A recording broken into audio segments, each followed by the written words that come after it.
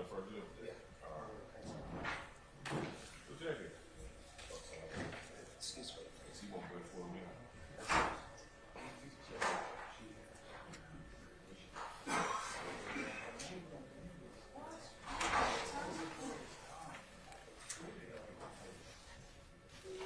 You know you gotta be the scapegoat, man.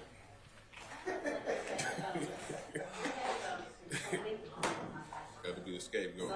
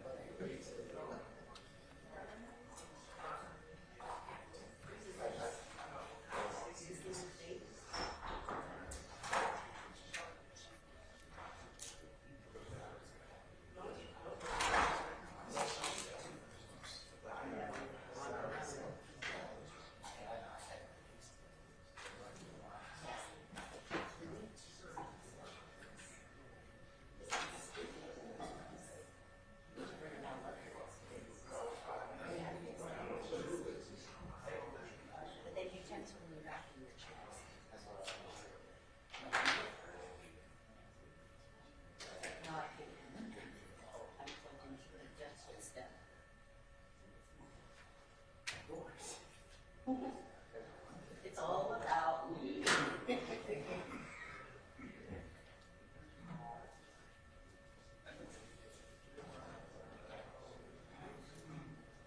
They teach you how to use this radio? I don't think you need it because you ain't hear me. One of y'all better be doing that. Yeah. But you have to show me. Alright. You need IT yet? Just need IT? Oh. Aaron told me to come down with batteries for one of the mics. Oh, which one of the mics need batteries? Yeah. It's the, I took a, Or is it the one that's in the center? no, I have rechargeable batteries for that. These all working. that's all. Who requested it? I don't know. Aaron got the request and he passed it to me because he couldn't make it down here. Yeah, turn that one on over there. It should be working. I put some rechargeable ones. Last one.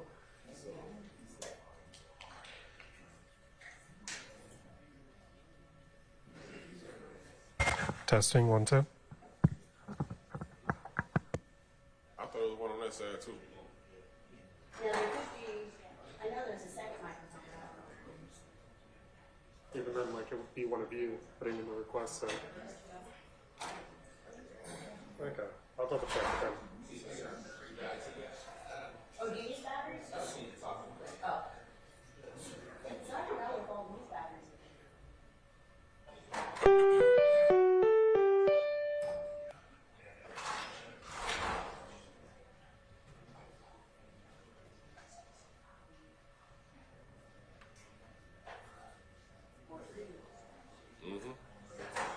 I could see Adrian.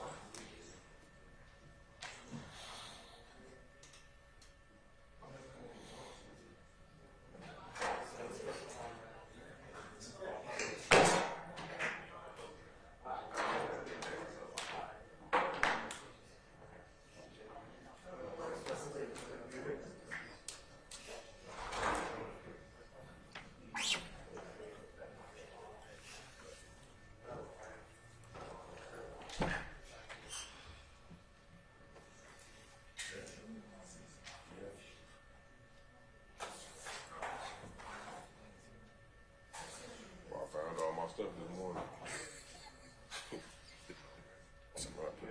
Are you back from better, you know what I mean? So you got your belt on. Yeah, but Necessities.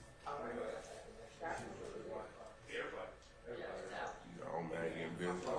Back and knock, goddamn. Yeah, well, if you have to, I'm fine. Get busy. Get your shoulder harness. Straps, spin. If you don't wear your jacket, that way you just you got to put it on the hip and just hold on to the belt. Oh my God. Like I had it before a few years back. No, all right, now.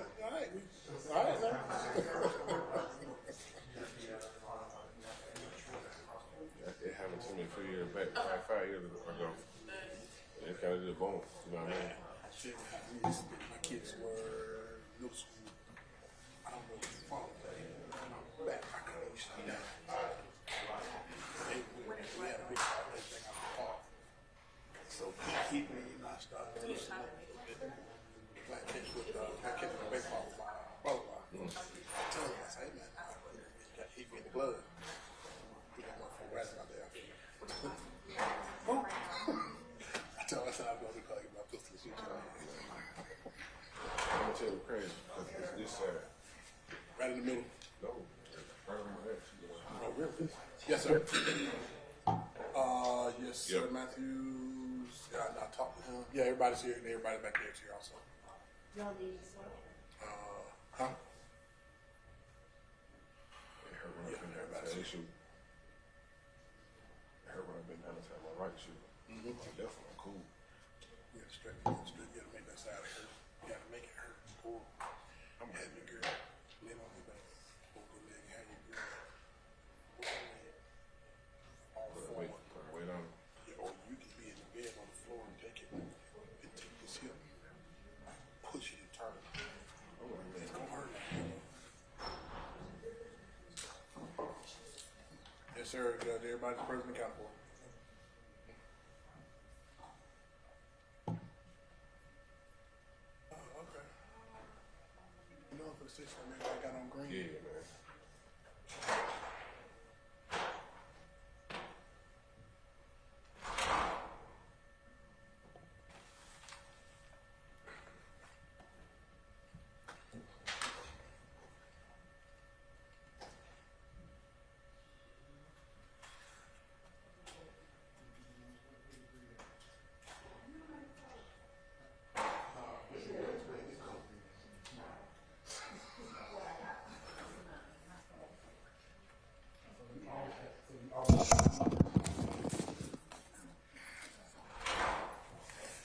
All right, good morning, council's interested parties. We're going to go on the record in the matter of the state of Georgia versus Cleef Adams et al. In 22 SC 183572. Mr. Stillwell, Mr. Botts, and Mr. Sharp, good morning, gentlemen. All right, Mr. Williams, Mr. Steele, Mr. Adams, and Ms. Renard, good morning.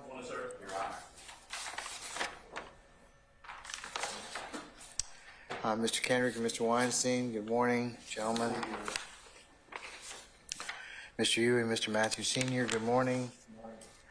All right, Mr. Nichols and Mr. Harvey and Ms. Westmoreland and Mr. Garner, good morning. All right, Mr. Ryan and Misty Williams, good morning. All right, Mr. Atkins and Ms. Hilton, good morning. Good morning.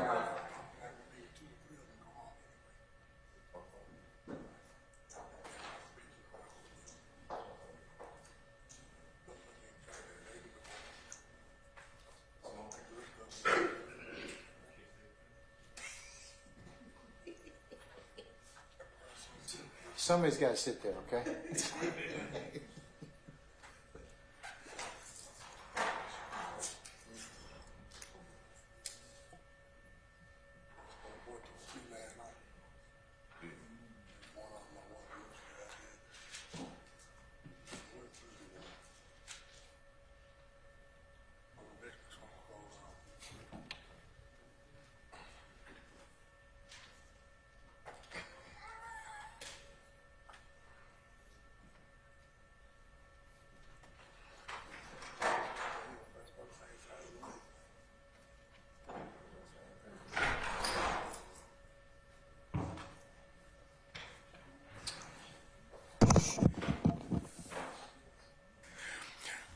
All right, I'm about to call for our jurors.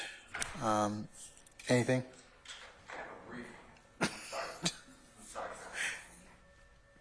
You can go ahead, Mr. Steele. You sure? Yes, sir. Your Honor, may I just address the court? Good morning, sir. Good morning, everyone. Mr. Kearns. Your Honor, and I did not raise this with the state yet, but on January 12th of this year, we emailed an Open Record Act request to the Honorable District Attorney Willis, CC'd the parties here, Mr. Smith, Ms. Hilton, Ms. Love, to get the open records on closed cases of Adrian Bean. I filed that up with a letter like February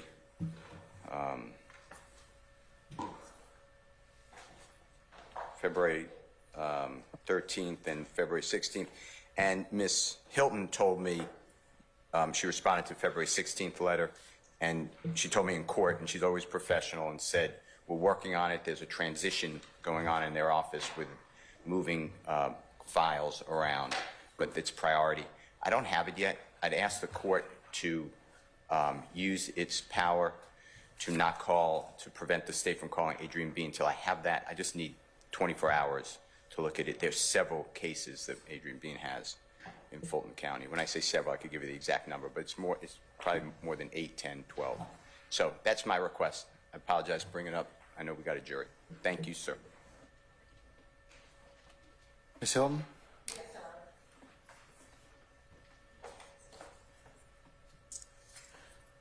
Your Honor, when Mr. Steele sent over the open records request, we reached out to our archives unit that would have a lot of the older files. Some of the files, I believe, were from like 2006 earlier, which is at an off-site location. We learned through our open records manager that the off-site location was relocating or moving, and we've consistently tried to reach out to find out how we can get those files here and provided to Mr. Steele.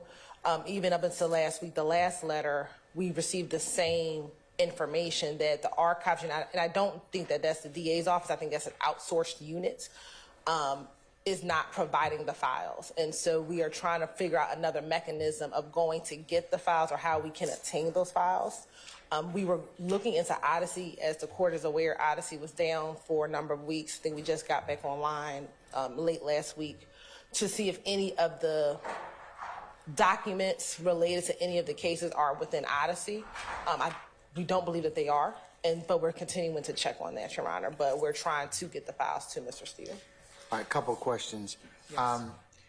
Have you checked with Ms. Shea Alexander, our clerk? I do not believe our open records team has, or my understanding is that maybe the clerk is using the same facility with the archives unit, but I can confirm with our open records coordinator whether or not the files could be with our clerk, Ms. Alexander. Okay. Because they're so old, I just don't know if they're actually physically in the building.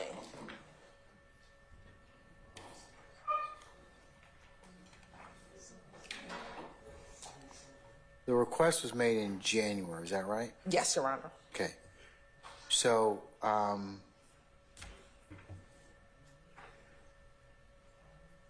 many days has passed since the request? Since the initial request, And your response? we're pulling up when Mr. Steele sent the initial request. January 12th.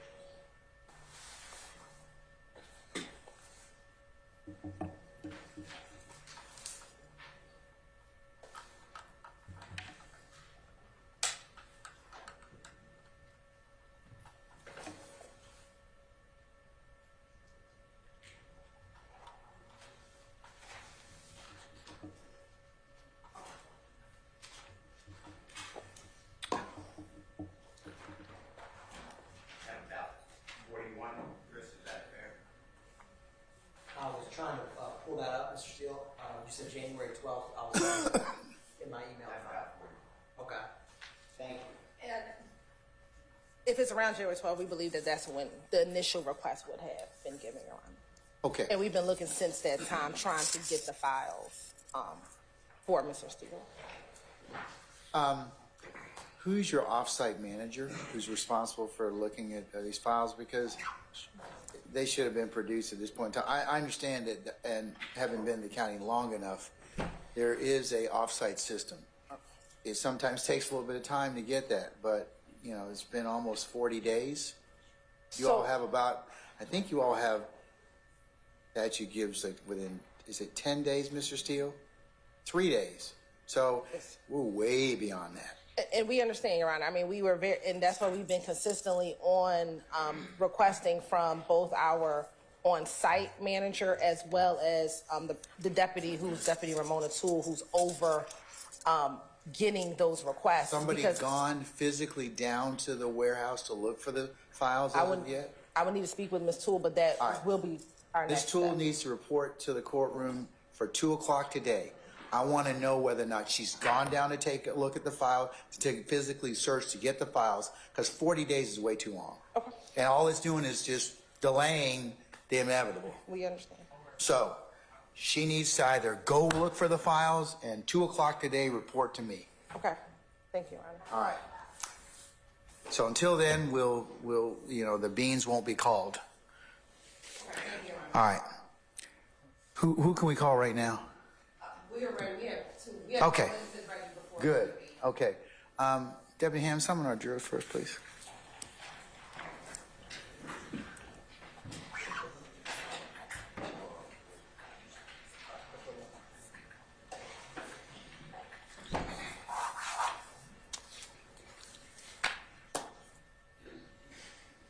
Wes.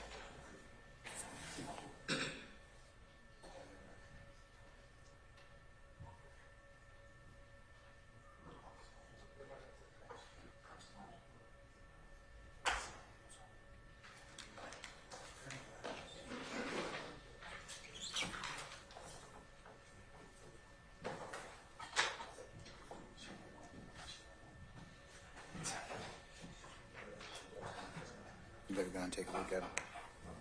And the thing is, they're not that the location's not that far from here.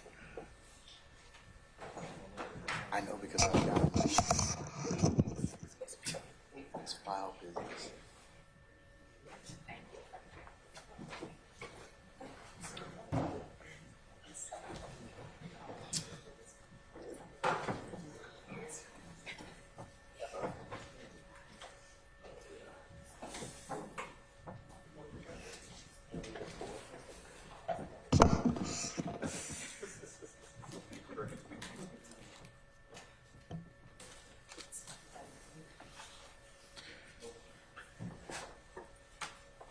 All right, ladies and gentlemen, please be seated.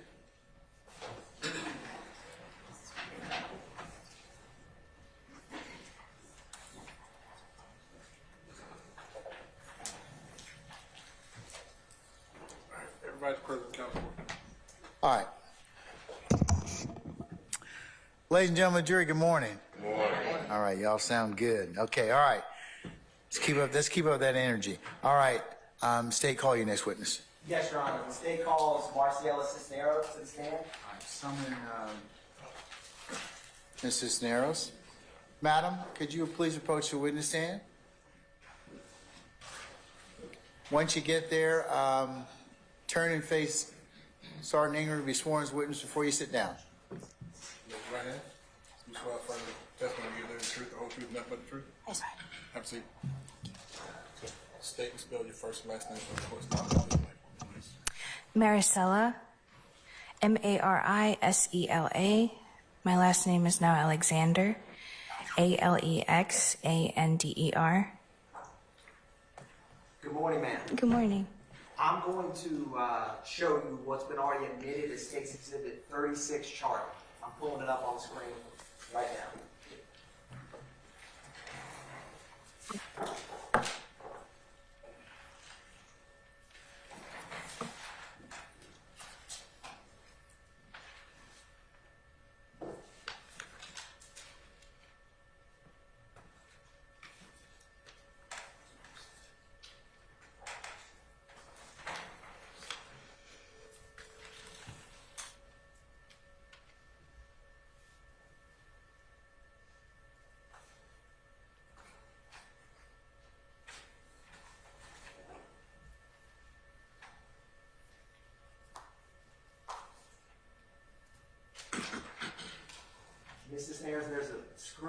to your left, in a larger screen behind you, do you recognize that vehicle in State's Exhibit 36, Charlie?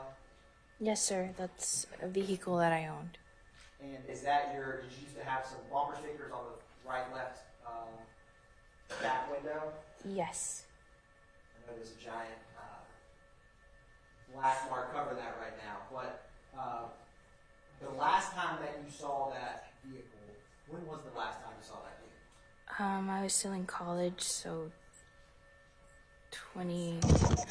I was still in college, so it was 2013, I believe. And did it look much differently than the way it's depicted in 36 Charlie there? Yes. And is that what you're here to talk about? Yes, sir. So I want to take you back to September 11th, 2013. Can you let us know where were you living back then? Back then, I was living at Clarenbridge Apartments in Kennesaw, Georgia. I was attending Kennesaw State University. What were you studying at Kennesaw State? Graphic communications. And where did you live back then? Was it a house, an apartment? It was an apartment. Did you have any roommates? Yes, I had 2 roommates. And did you end up getting that degree? Yes. So back then, how would you typically, how far away did you live from Kennesaw State? By car, it would take me like 5 minutes to get there. And would you typically drive the vehicle that you used to have back then? Yes, sir. When did you first get that car?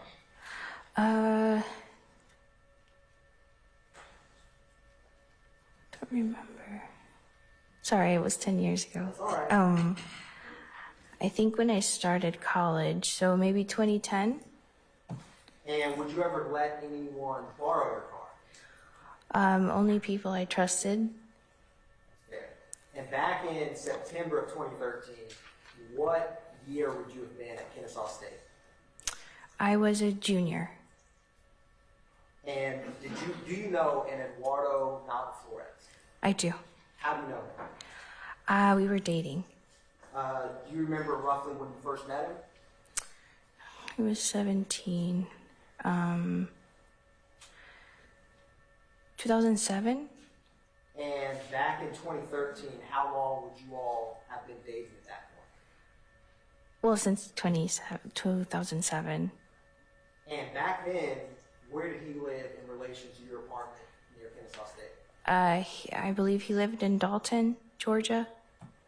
Roughly how far away was he? About 45 minutes to an hour. How often would you all see each other? At the time, as often as we could. Yeah. And on September 11, 2013, did you have class that day? I did. Do you recall what time your class would have started, roughly? I think I had, not early morning class, but maybe 9-ish. And did you ever know any of Eduardo's friends? I did. Did you ever know a Brian Ransom? I do. And how did you know him? He was Eduardo's friend. That's how I knew him. And did Mr. Ransom, did he have any hobbies in sports that he did? That I remember sports, no. But I do think that he skateboarded or that kind of thing. And so when you went to class that morning, how did you get there? Did you drive or how did you get to class? No, Eduardo dropped me off in class. And what car did he drop you off in? In my car. And when he dropped you off, what was your expectation for getting back home after your classes were done? For him to pick me up. Yeah. Do you recall roughly when your classes would have been over that day? I had long classes. Around 1 or 2, maybe. And did he have your keys after he dropped you off? Yes. Was anyone else with you all when he dropped you off, other than Eduardo? I think Brian may have been there, but I don't remember.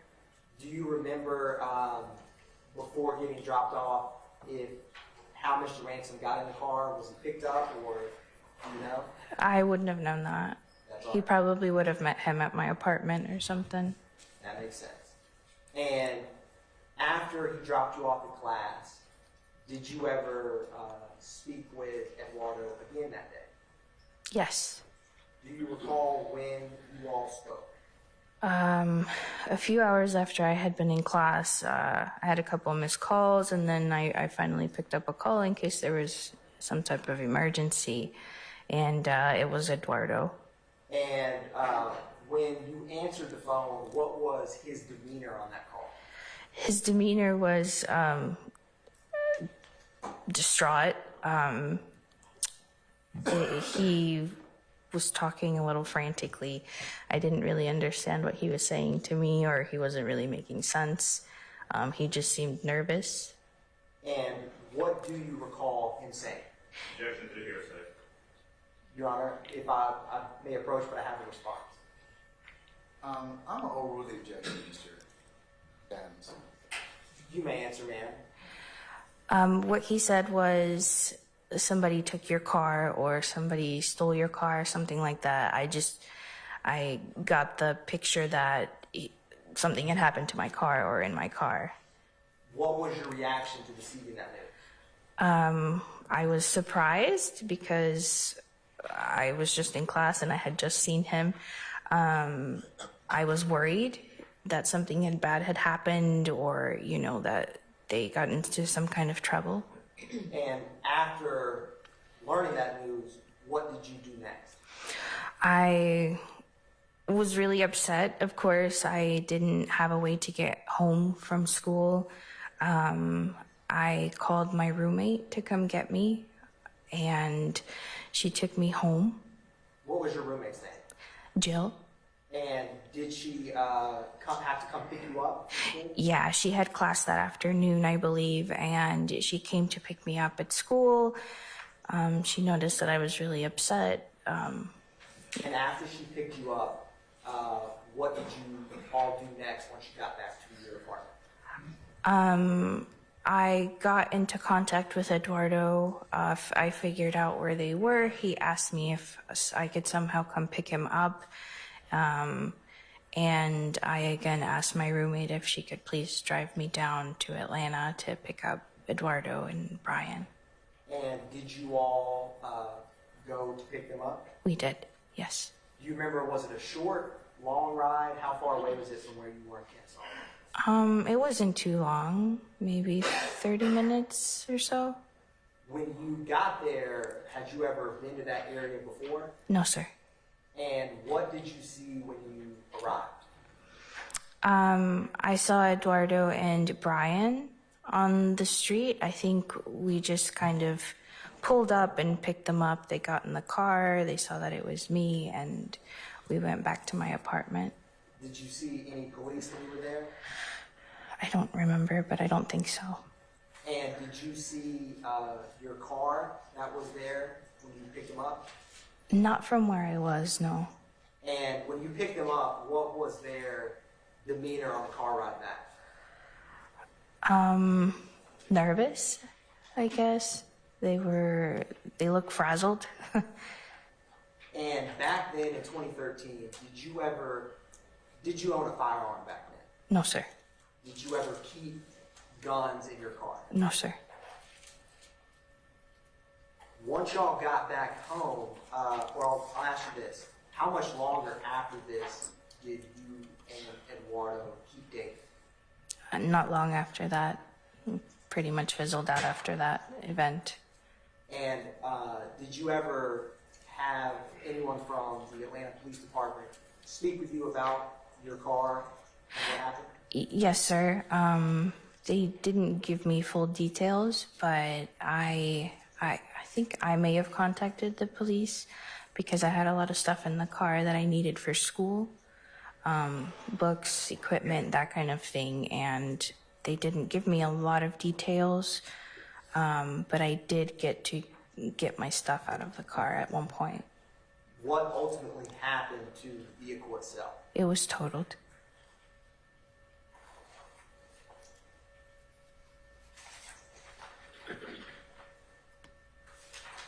One brief moment, man. You're on.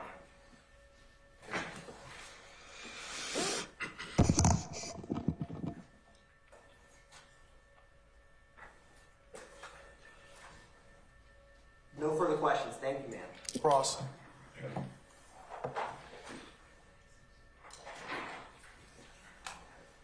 Good morning, ma'am. Good morning. Is it Cisnera Alexander? That was my maiden name, Cisneros. I'm married now. It's now Alexander. Mrs. Alexander. Yes, sir. Gotcha. All right, just got a few questions for you, please. So we're talking about 10 years ago, a little over 10 years ago, back in 2013, all right? Yes, sir. I presume you had an opportunity to sit down with the DA's office prior to today, just kind of talk about what you remembered from back then. Is that Yes. fair to say? You were a student at Kennesaw State University back in 2013, true? Yes, sir. You owned a vehicle that was displayed on the screen a little while ago. Yes, sir. And if I heard you correctly, your involvement in this case essentially is that you loaned the vehicle or allowed Mr. Navas Flores to borrow the car that day. Yes, sir. He did not indicate to you, or you don't know what his plans were for the car. He just essentially had the car to use until he would come and pick you up. Yes, sir. All right. You knew that he had a friend by the name of Brian Ransom. Yes, sir. And you go to school. Next thing you know, you get a call. You find out your car's been wrecked or something has happened to your car. Yes, sir. All right. You were asked by the prosecutor whether or not you owned any firearms that you may have kept in the vehicle. The answer was no. True? Yes. Do you know whether or not either Mr. Ransom or Mr. Navas Flores had any firearms in the vehicle on that day? Not that I know of. Okay. Do you know, did you give permission for Mr. Navas Flores, and I'm saying Navas, but it's actually Nava Flores, isn't it? For Mr. Nava Flores to loan the car to anyone else? No, sir. Okay. That would not have been within the agreement when he dropped you off of school that morning, true? Would have not been in the agreement. All right. You know somebody named Adrian Bean? No, sir. Never heard that name before? No, sir. You have no idea, you don't know whether or not Mr. Nava Flores or Mr. Ransom have a relationship with someone named Adrian Bean. You don't know that, right? No, sir. Okay. Walter Murphy, you know the name Walter Murphy? No, sir. Okay. And so you were not present when whatever happened to the car, right? No, sir. All you know is that you find out your car has been wrecked and ultimately totaled at a location down in Atlanta, right? Yes, sir. You go down to pick up Mr. Did you pick up both of them, Nava Flores and Ransom? Yes, they were together. Okay, where were they? Where? Where were they? I don't know. I mean, were they at like a gas station? Did you have to pick them up at a apartment complex? On the side of a street. I think there was a convenience store close by. Okay. Or something like that. Okay. All right. You went back home after you picked them up, all right? Yes, sir. And I think I heard you say that you had some communication with the Atlanta Police Department after that, but no one ever actually came out and like took a formal statement from you. True? They didn't say it was a formal statement. I just remember speaking to the detective. Was it Detective Quinn? Does that name sound familiar? That sounds familiar, yes. Okay. Did you speak with him over the phone, or did he actually come and meet with you? I met with him in person to get all my stuff out of the car, my books and stuff for school. I'm gonna presume, and I'm gonna also ask you to correct me if I'm wrong, that you probably told him, listen, I don't know anything about what's going on here. All I know is I gave my car to Eduardo Nava Flores. All right. Objection, Your Honor. Speculation of what she probably told him. I sustain the questions to form. Well, Judge, I think she would know what she told. Sustain the questions to form. You can rephrase it. Okay. Did you tell the detective when you met with him that you had given the car to Mr. Nava Flores? Probably, but I don't remember the conversation. Right. But I mean, that was in fact the case. You had given the car to him, and then whatever happened, right? Mm-hmm. All right.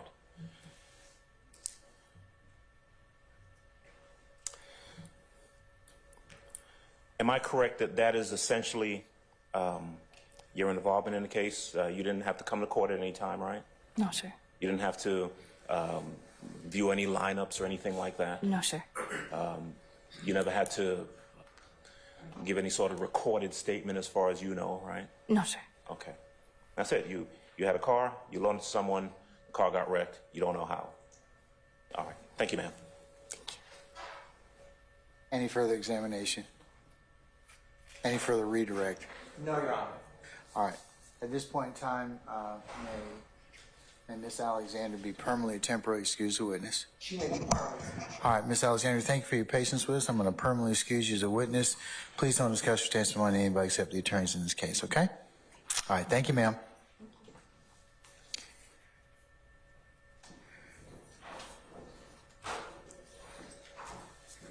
Call your next witness.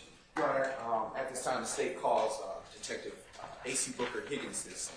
All right, summon Detective A.C. Booker Higgins, please.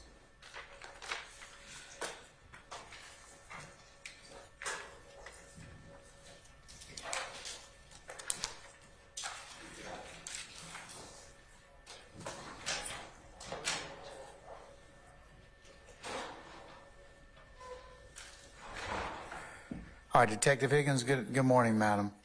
If you would please approach the witness stand. Once you get there, if you'd be so kind to turn and face Sergeant Ingram and be sworn as a witness before you sit down. You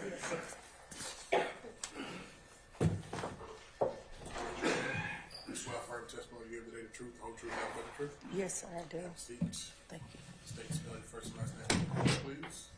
Loud into the mic. A.C. Booker Higgins, capital A, capital C, Booker, B-O-O-K-E-R hyphen Higgins, H-I-G-G-I-N-S. Good morning, Ms. Booker Higgins. Good morning, sir. Are you employed? Yes, I am. And what do you do?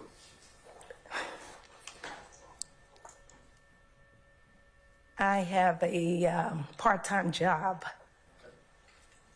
and I really prefer not to say where that is. Okay, that's fine. Have you ever worked in a law enforcement capacity? Absolutely. And where did you work in the law enforcement capacity? City of Atlanta Police Department. I noticed you hesitated. Are you a little nervous this morning? I'm trying to take my breath one at a time, yes. Okay, all right. And how long have you worked with the Atlanta? How long did you work with the Atlanta Police Department? For over 32 years. Okay. And can you describe for the jury what your employment trajectory at APD was? Wow. Yes, sir. Upon my completion and graduation from the police academy, I was initially assigned to Zone 3. As years passed, I was promoted to detective, where I worked in various capacities, such as narcotics. I worked in the narcotics division. From there to HIDA, high intensity drug areas. Left there and went to U Squad to robbery, back to Zone 3, and I completed my mission as an investigator in the Executive Protection Unit. All right. And were you post-certified your entire time as an APD officer? Absolutely. And did you ever leave? Yes, sir. And why was that? I had some personal family that was very dear to me who became critically ill. The passing of my father, who was in law enforcement. And shortly, years after that, my mother, who was fighting dementia and Alzheimer's. And with the help of my beloved identical twin sister, who was aiding me in that capacity as a caregiver, who eventually passed as well. So I was dealing with a lot of personal emotionals to the point that I felt like I was burning the midnight oil 24/7. And I really could not go to work and continue to pretend that I was in a good space when I wasn't.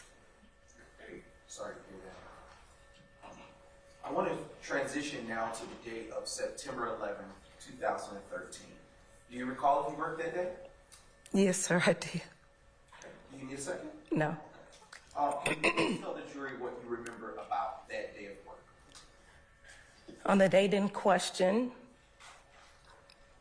investigators Porter, Robeson L., and myself responded to an alleged robbery called out at an apartment complex, 2614 Old Hateville Road. Upon our arrival at that location, we were met by Officer Jackson, where investigator Robeson L. conducted an interview with the female who said that she... Objection for the hearsay. I'll sustain the objection. Your Honor, Aristotle. You may. Its effect on the listener. Also, confrontation clause, Your Honor. I'll overrule the objection. I'll reconsider. You may continue. Thank you. Who indicated that she had been robbed. A pistol, was pointed at her by a male in a red T-shirt. In having that conversation, investigator Robeson L. advised that that was someone that he had encountered earlier that morning, and he was familiar with where this particular individual spent time or hung out at. After gathering information, we departed from that particular complex, and Investigator Porter drove us down the street to another complex, which was about 2 or 3 minutes away.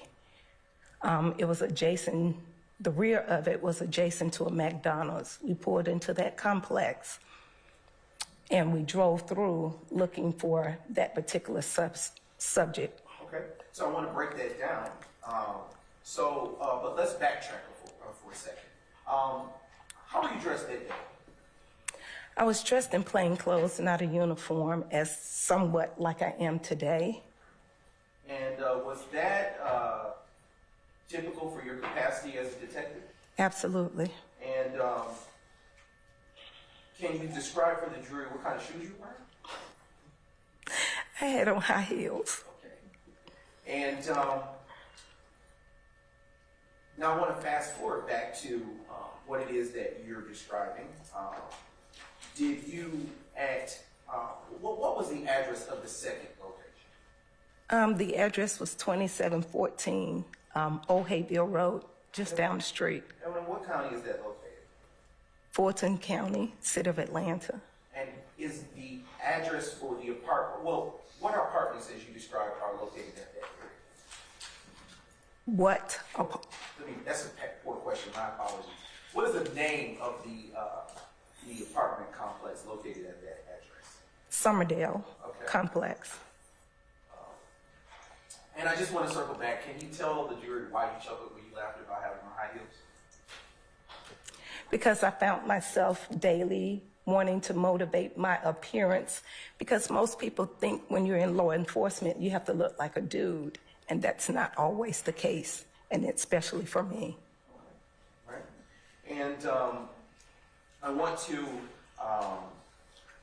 again, orient you back to the second apartment complex that you visited.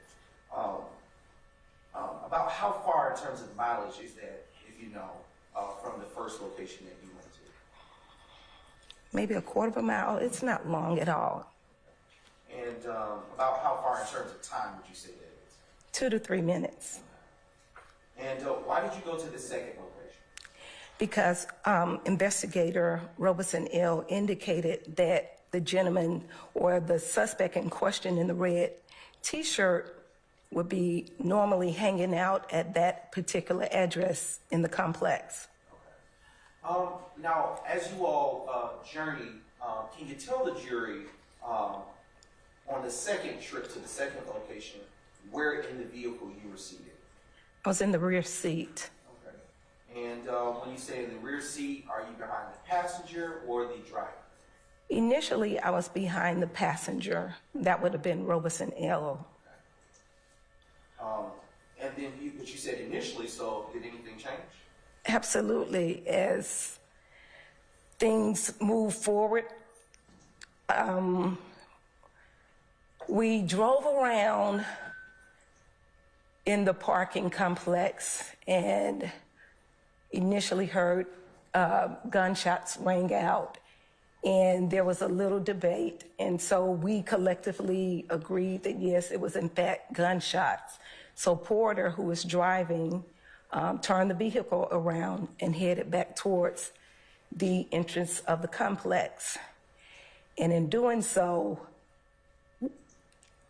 driving, I saw a black male in a red t-shirt, and he was running and shooting simultaneously. Being in the back seat, I didn't have quite the advantage, and I no longer saw him. Elle mentioned, well, he dipped in the car, in a reddish car. So once the suspect dipped in the red car and we got a little bit closer, Investigator Elle jumped out the car because he was in full uniform, and he identified himself and approached or had some conversation with someone in the car. The car backed up into a parking space, and once it did that, you could tell that they were about to flight or flee. The car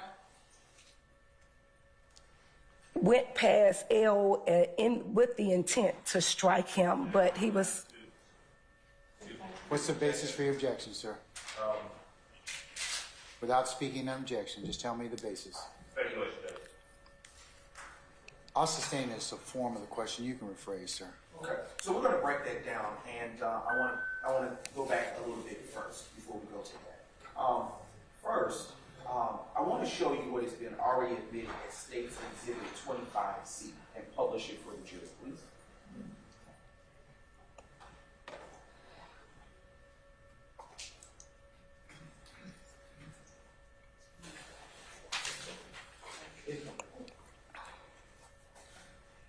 It's actually going to know.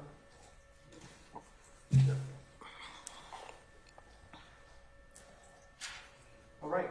If you can turn to the screen that is to the left of you, can you tell the jury if you recognize the vehicle in State's Exhibit 25C? Yes, sir. What is that vehicle? It's City of Atlanta official detectives or investigator vehicle that we were operating in on the day in question.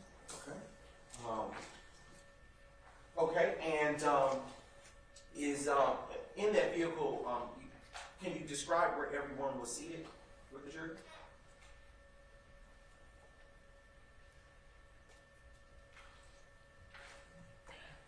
Investigator Porter was the driver, which would be the front right, the front left side.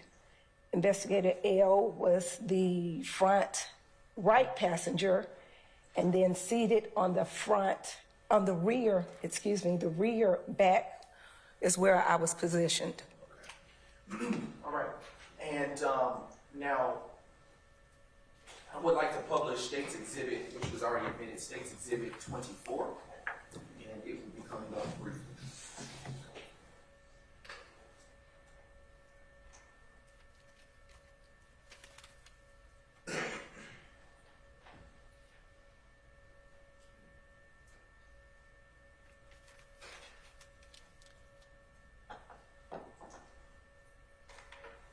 Just a briefing.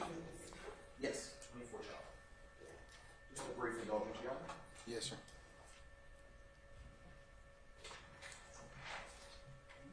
And while that is coming up, I want to circle back to something you said earlier on direct. During the direct, you stated that there was a debate as you went through the apartment complex. What did you mean by that? I couldn't figure out whether that was the sound that we heard, the pop that we heard, was a firecracker or, in fact, a gunshot. And so that was the debate was about between us. And about how many pops would you say you heard? Several, more than one shot. Okay. And when you entered the apartment complex, the second one that is, which direction did you go? Which direction were you taking? Excuse me. Well, we went southbound up Old Hateville Road to the first complex driveway, which would have been on our right-hand side. We turned into the complex there and drove through. I want to now direct your attention to the screen, which is now showing State's Exhibit 24, Charlie, which has already been admitted into evidence. Can you tell the jury who it is that we're looking there? That would be Investigator Roberson L. And is that the uniform that he would have been wearing on September 11, 2013? Yes, sir. And is that, no further questions, I'll strike that. Now, I want to resume our what we were saying as it relates to the directions that you came into this second apartment complex. Can you describe for the jury the arrangement of the entrance and the exit? In order to get into that particular complex, there is a gate, an iron gate, that will allow you entrance and exit depending upon residency, if you use a code of some sort. We did not have a code, so in order to get in, you go, that would be westbound on the right-hand side, and to come out, it would be eastbound on the left-hand side. Is it fair to say that there is one entry point to get in and out? That would be correct. Now, I want to go back to what you said earlier. When you arrived at the incident location, did you ever see where the gunshots were coming from? No, sir. Did you see anyone with a gun? Eventually, yes, sir. Okay. Can you tell the jury what you remember about that? I saw a black male in a red T-shirt running across the corridor or the open space of the complex, and he was shooting and running at the same time. And what, if anything, did you all do at that point when you saw that? Investigator Porter, who was operating the vehicle, and this was after we realized a red car was involved, tried to block that particular red vehicle from moving further, but somehow the driver was able to get around us and forcefully striking us on the bumper of the vehicle. The car then, like a locomotive, speedingly breaks off the hinges of the gate by crashing the gate or ramming the gate. The car went shooting across the exit and entrance of that complex over Old Hateville Road into a house which was directly across the street. The car ended up, because of the force driven, hitting a tree, knocking down a lot of personal possessions in the yard there. For a minute, my eyes blinked, and I thought that we were extras in the movie Fast and the Furious. I never saw something personally where the car went completely airborne to the other side. By the grace of God, we did not realize that there were a line of cars parked on the other side of that wall, one being an APD police vehicle with two of our colleagues in it that could have been killed that day instantly. But the car ended up resting at the rear portion of a laundromat, which was next door to the house. And once it rested after crashing, multiple people ran from that vehicle, one in particular being a black male in a blue shirt who ran around the rear of the laundromat. Once we came, you could look down from where we were because it was on the slope of a hill. Porter, who was still operating the vehicle, drove back down Hateville Road, and made a right turn on Cleveland Avenue. When she reached the second driveway on the right, that would have taken us adjacent to the small strip mall, if you will, and went into the driveway, that's when the same gentleman in the blue shirt ran from around the building. And as we were still in the vehicle trying to catch up with him, because again, I had on heels, I didn't plan on being Jackie Joyner that day. So the guy was weaving and running, bobbing and weaving until he came in contact with the front bumper of our vehicle. Porter was able to jump out, subdue him, grab him. By the time I reached to where Porter and the suspect was, I was able to take off his belt and make a maid shift, handcuffs until the cavalry could arrive to assist us. Okay, so you said a lot there, and I want to unpack it for our jurors. But the first thing I want to ask you is, when you reference cavalry, who are you talking about? Other APD officers that we called to assist us for help. And did they come? Absolutely, praise God. Okay. And so now I want to go back you've walked us through, I want to go back to the apartment complex.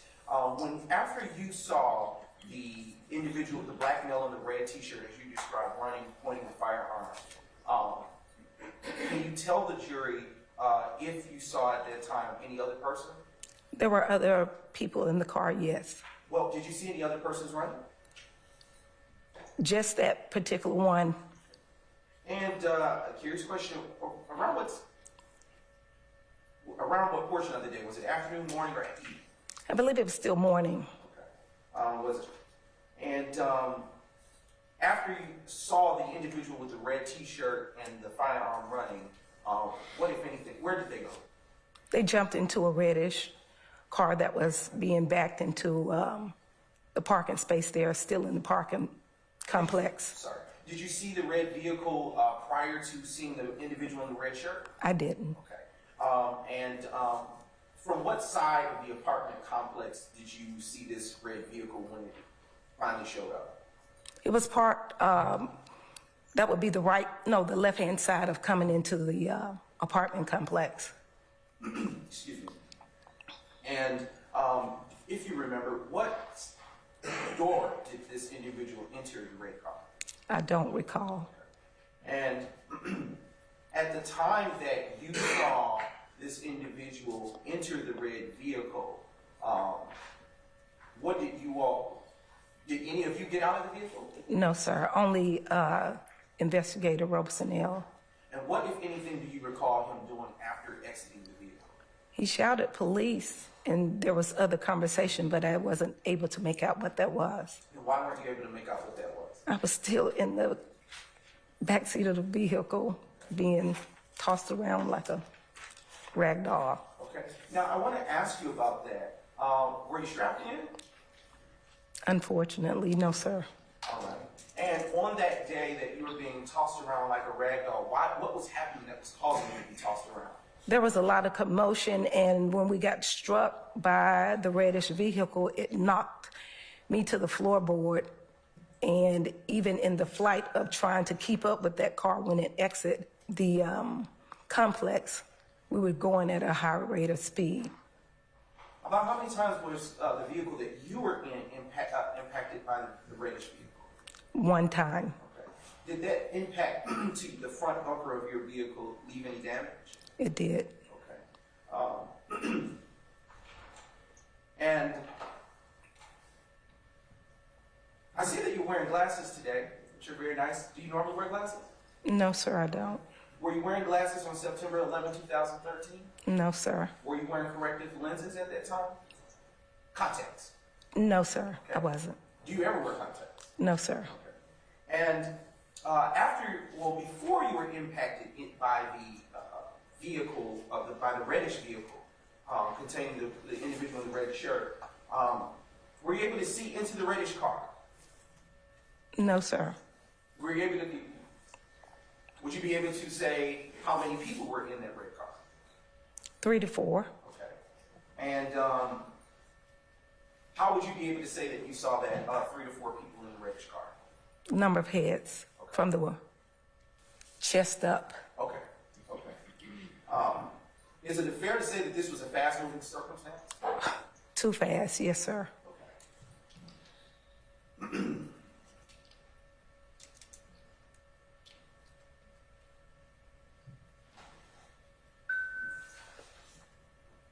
Just a brief indulgence, Your Honor. Yes, sir. Are you nearsighted or farsighted? I can't advise. Okay. Why weren't you wearing your glasses on that day? I normally don't wear glasses. Personally, I like to wear them just to suit up my attire. Okay. It's just my forte. Okay. But they are prescription, is that correct? Absolutely. Okay. And I would like to ask you, are you able to see better close or far away? Half and half. Okay. All right. Given that, when you were in the back seat of the vehicle that you were in on September 11th, at what point, if at all, did you ever notice that there were 4 heads? Before or after you were impacted by it? Objection to the mischaracterization of the testimony. Sustain the objection.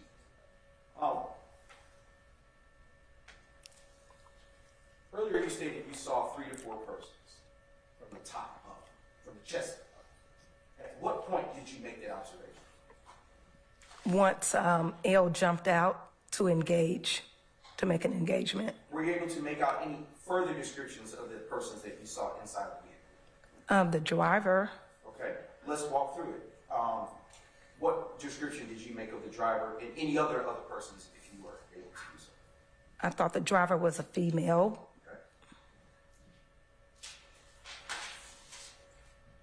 Okay. And earlier you stated that you were impacted by the vehicle. Where on the vehicle? On the front or front right or front left of the vehicle were you impacted? I believe it was the left rear.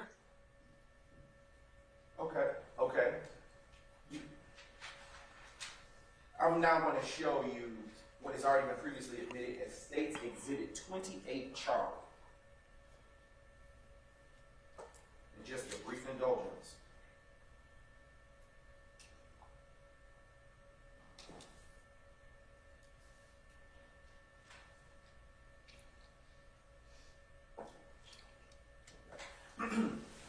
Is that, you're now looking at State's 28 Charlie, does that look like, again, the vehicle that you were in? Yes, sir. Okay, and where's the damage on that vehicle? That would be the right front, the right left, excuse me, the right left side. Front. Okay, all right. Looking from this. Okay, so it would be the driver's side. Let me just say it's the driver's side. Yes, ma'am. Front bumper. Okay. And that damage came after you were impacted by the Red vehicle. Okay. Yes, sir. And earlier you stated, and I'm going to now transition, well, I also want to transition to State's Exhibit 29 Charlie, followed by State's 30 Charlie. State's 29 Charlie, is that consistent with what you remember the damage to be? Yes, sir. Okay, let's transition to State's 30 Charlie. Is that damage to the vehicle you're in consistent with what you remember on September 11, 2013? Yes, sir. A few moments ago, you indicated that you thought it was a female. I want to ask you, why did you think that the driver of the vehicle was female? Because that individual had shoulder-length hair, and it was bouncing and waving like most women here would do. And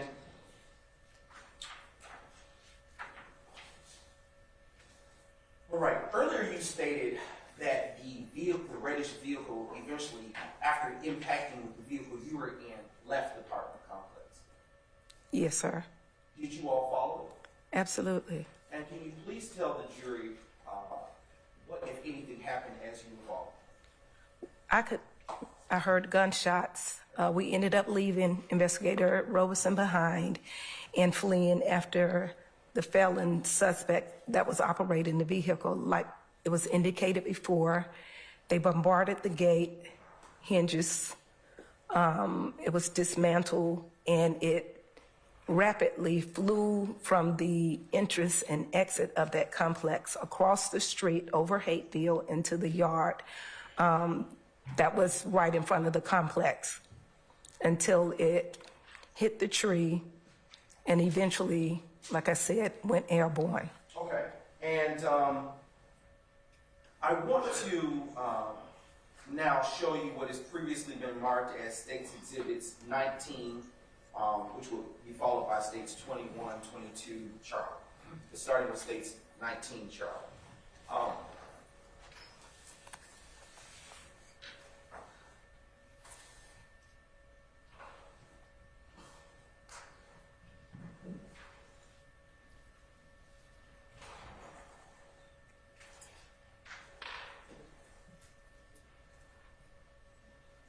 Just a brief indulgence, Your Honor. Yes, sir.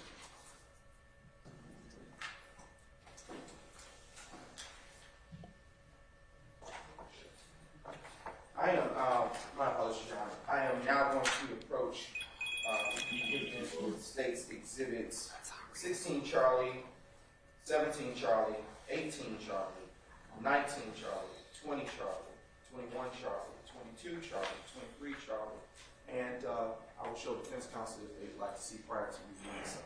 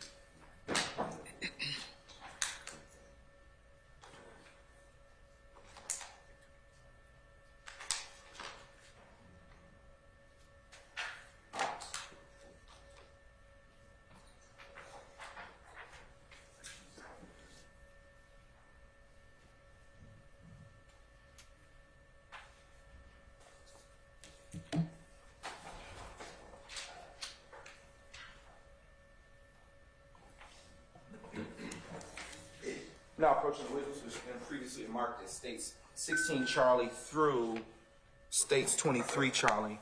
And Investigator Booker Higgins, I'd like you to review those. And after you've done so, please look up at me and I'll ask you some further questions. Yes, sir.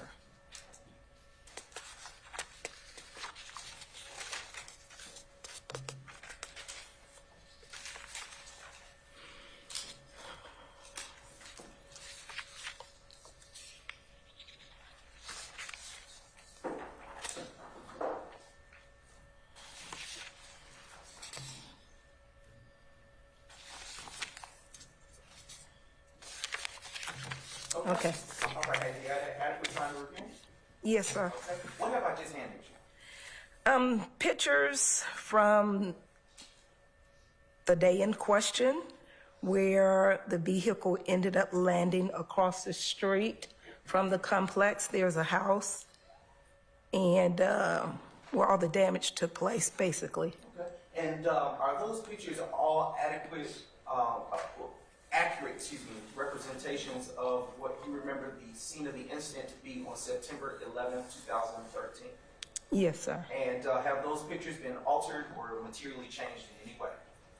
Not that I can see. Okay. Your Honor, at this time, the state now moves to admit States Exhibits 16 Charlie through 23 Charlie in the evidence and request permission to publish.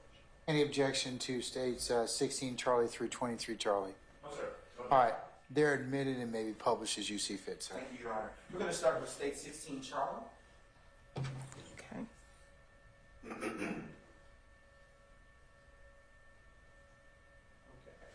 In State 16, Charlie, what are we looking at? We're looking at the opposite side of the apartment complex, and it's a lot of houses there, but in the photo, it's the house where the reddish car came in contact with the tree. And, if you will, I am going to hand you a pointer. And I'm a little vertically challenged, but I think with that pointer, you might be able to get to it. If you can, point where you seen the vehicle go to when it passed through that driveway. So it came across over here and rested in this area where a tree, excuse me, where a tree ended up falling as a result of the impact. Okay. All right. And I'm going to now move to State 17, Charlie. Is that the address of the home that it went through the driveway that the vehicle you saw go through? Yes, sir, it is. Now we're going to go to 18, Charlie. What are we looking at here? Same identical picture, pretty much. Okay. Is it fair to say this is a closer view? It is. And if you can, on this closer view, point to where you saw the vehicle go through the land. Over here where you can see all the trees are resting, leaning in the opposite direction. What is that yellow-like tape around that area? This being here, sir? Yes, ma'am. It would be Atlanta Police Crime Scene tape. Why would that be there? The impact, it's a hazardous on the other side. There is a retaining wall, and the retaining wall, I would guesstimate it's a 12 feet drop or more to the other side. Okay. We're going to go to State 19, Charlie. What are we looking at here? The front porch to this particular residence where the impact tore and dismantled the property there. Now we're going to transition to State 20s, Charlie. Okay. What are we looking at here? This is a fence line. Like I said, there's a drop on this other side. And so we're looking at where the car eventually flew over to the other side of that wall. If you could point and hold where the drop is that you just described. The wall is about right up in here. Okay. On that line there. Okay. And do you see the reddish car in this photo that you said impacted with that wall? Faintly, yes, sir. Okay. Let's transition to State 21, Charlie. And what are we looking at here? Still the fence line from that particular residence, more of the left side of the dwelling place. Would the vehicle have had to impact this fence first in order to get over that embankment? Absolutely. Okay. And transitioning to States 22, Charlie. And what are we looking at here? Same photo in a closer view. This would be the laundromat that I spoke about where the car rested on the other side and the black male in the blue shirt ended up fleeing from. The car that you described as being an APD vehicle that was underneath this embankment, would it have been underneath where the tree line is? Yes, sir. Okay. Transitioning now to States Exhibit 23, Charlie. What are we looking at here? Just a brief moment, Your Honor. Technology is not compliant.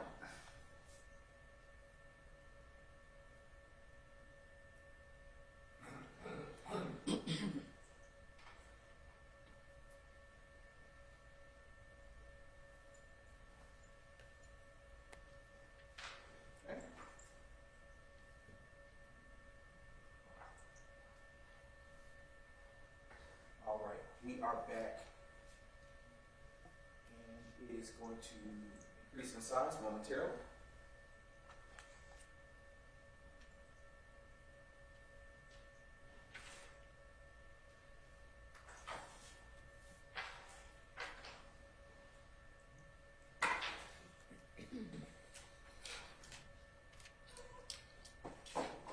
Okay, what are we looking at here now, Detective Booker Higgins? I believe this is the north side of that same residence that was had its yard invaded as a result of the collision. Okay. And do you see the APD vehicle that you described being under that embankment? Yes, sir. Can you point to it with the pointer? Would be right here in the corner. Okay. And can you show where the path that it would have flown over that embankment over the vehicle? It came directly over the vehicle that was parked on that line there. Thank you, and you may reclaim your seat. Thank you.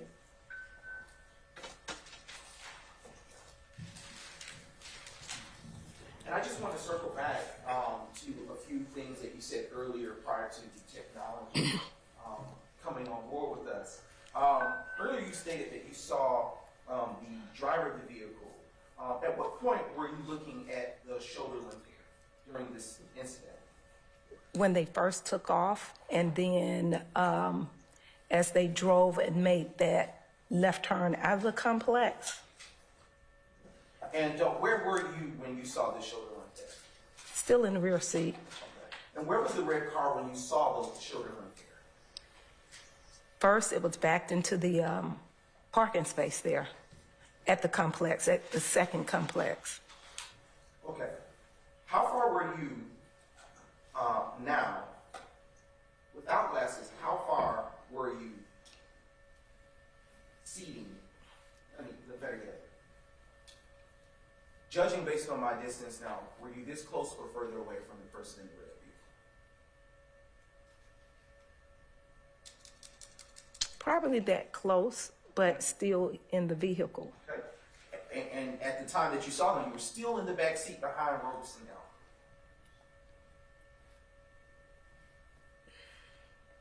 I'm going to That- take the mischaracterization of the evidence.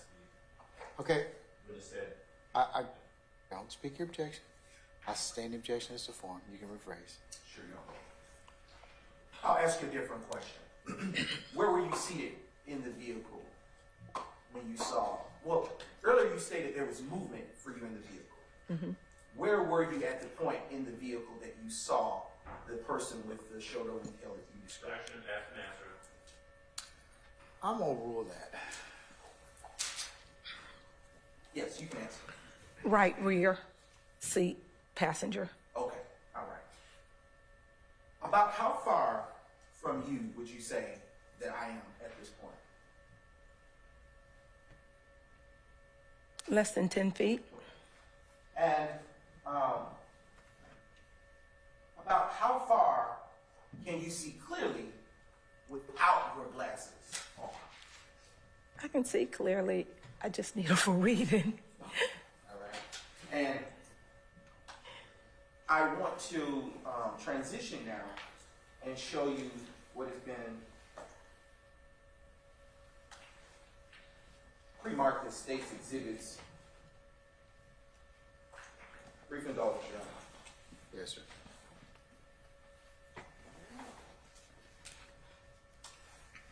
Okay.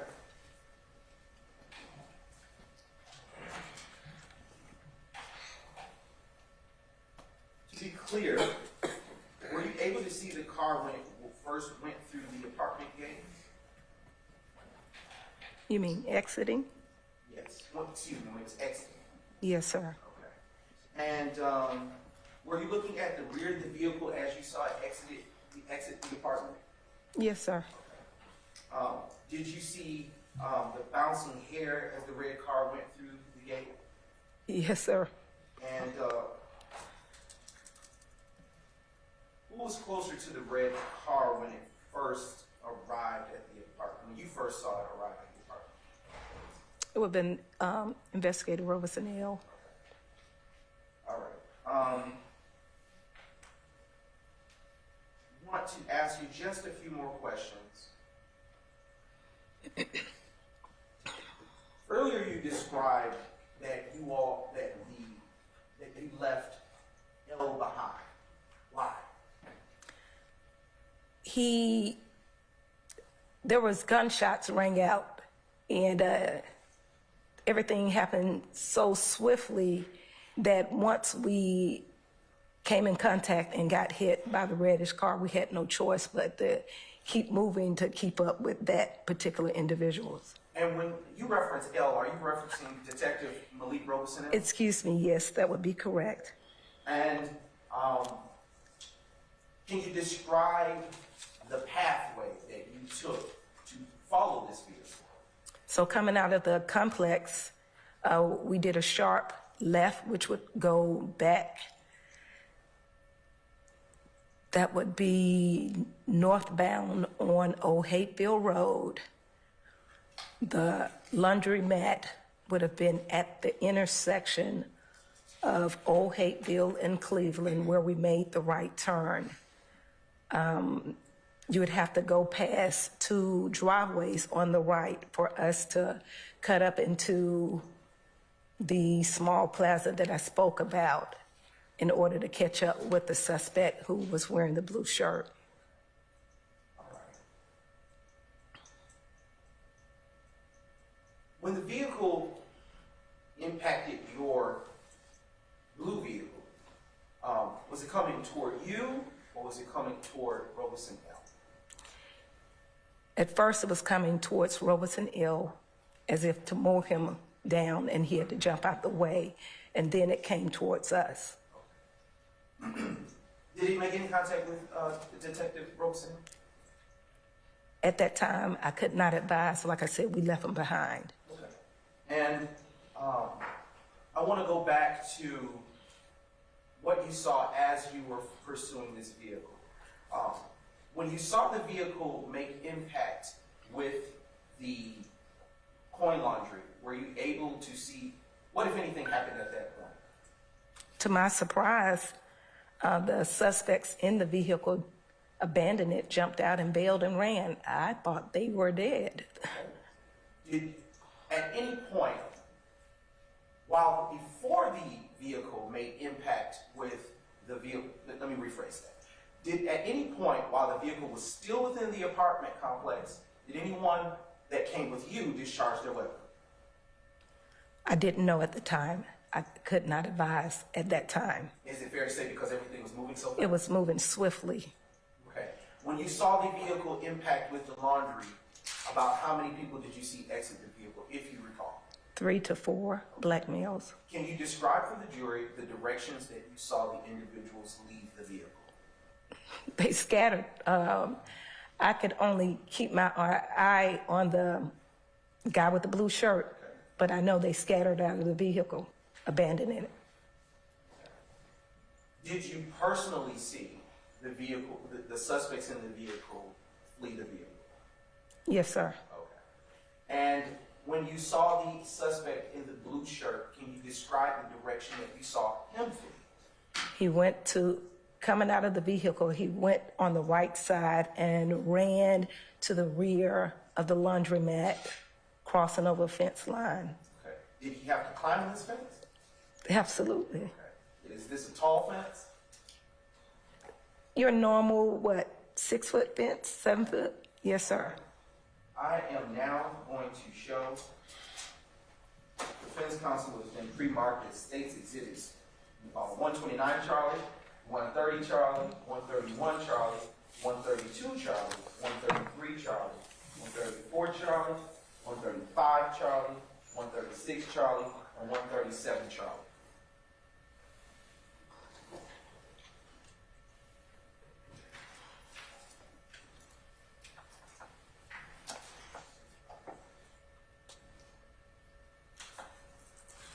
And while defense counsel is reviewing states 129 Charlie through 137 Charlie, I am going to give you an exact same copy of the same exhibits to review as they do that.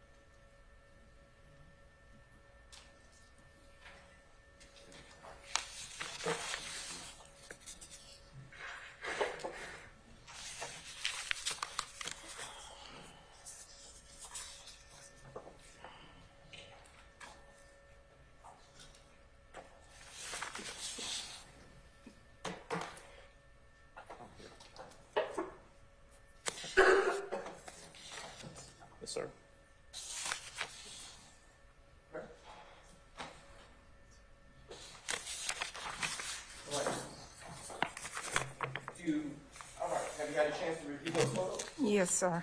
And do those photos that you have in your hand do you recognize them? They look familiar. Yes, sir. Do they accurately reflect the area that you just testified to this jury on September 11th, that you testified about to this jury today pertaining to the September 11, 2013 incident? Yes, sir. Okay, at this point, Your Honor, the state now moves to admit state's exhibits 129 Charlie through 137 Charlie. Any objection? No, sir. All right, states 129 Charlie through 137 Charlie are admitted and may be published as you see fit. And Your Honor, I am going to provide Detective Detective Booker Higgins a copy of the same for demonstrative purposes. All right. All right. Use those. And I'm going to ask you, starting with State's Exhibit 129, Charlotte. You have any questions? And you can see it on the right-hand corner. Yes, sir. I was just making certain that I could. Yes. Okay. All right. Before you get started, ladies and gentlemen, you okay? You want to take a break? Comfort? We good? All right, drive on. Okay, yes, sir. Okay. So starting with State's 129, Charlotte, I would ask that you show the jury,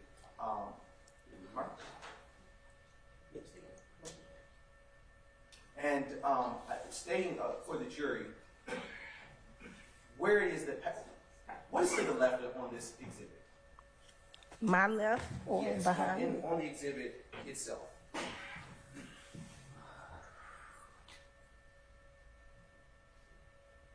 So on the left, where you see that gray car, would be the entrance and exit towards the apartment complex, the second. And I'm going to approach you with a marker because what I would like for you to do kindly is to circle the area where you know the apartment complex to be on this exhibit. Oh, yes. Okay.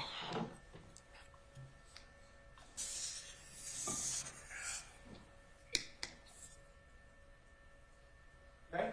All right. Now, would you circle the pathway, would you draw a line or an arrow from the pathway that you entered the apartment complex?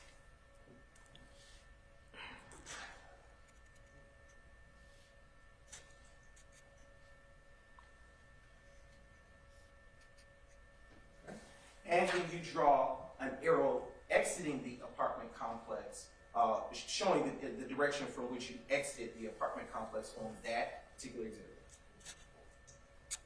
Judge, I don't know whether or not the screen is working. Can we have the witness do that on the screen so we can actually see the same? I think she has exactly the same photograph that's up on the screen, just so we can see what it is she's marking. If I may, Your Honor, that screen doesn't work, and so that's why we were doing it the old-fashioned way. It's on, but it doesn't take. I don't think it's, the touch ability is disabled. One works fine. Say again? One is there. Your Honor, this is demonstrative, this is typical, this is routine in court, and we're going to. I'll allow them to present the way they want to. If you want to come around, Mr. Adams, you certainly may. It's your privilege to relocate. And we will be publishing this, Your Honor, so after we finish this demonstrative.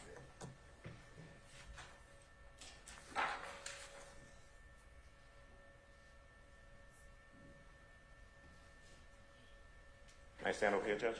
You may.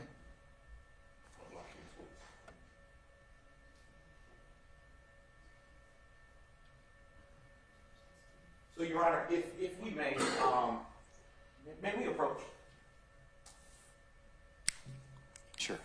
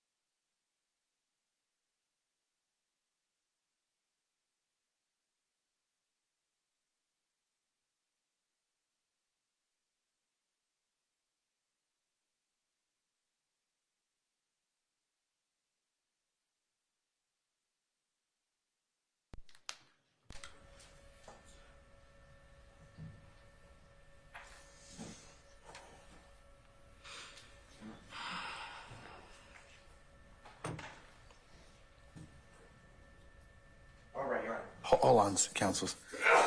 Bless you. Ladies and gentlemen, since I told you at the beginning of the trial that I'm a man of a certain age, I'm gonna take a comfort break at this point in time, okay? All you people that are holding out, shame on you. I thought you were my friends, and that you would help us out. In all seriousness, also it's near lunch too, so let's go ahead and take a break at this point in time. So, ladies and gentlemen, if we could come back for 1 o'clock, remember my admonitions to you, and enjoy your lunch, okay? All right.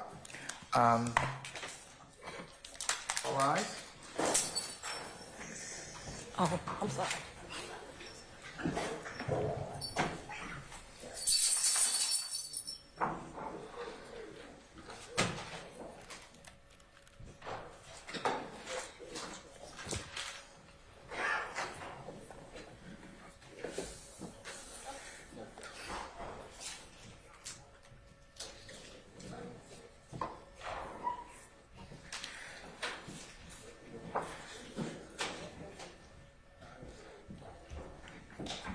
All right, ladies and gentlemen, please be seated. Our jury has left us. Detective Booker Higgins, you can also be released for lunch. Just don't test your testimony anybody except the attorneys in this case. We'll see you back at 1 o'clock, okay? Yes, sir. All right. Thank you. Thank you, madam.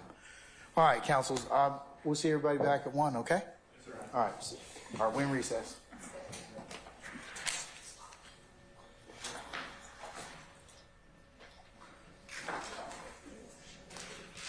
Stop it.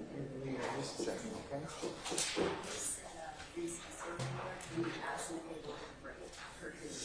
And they said, no, I heard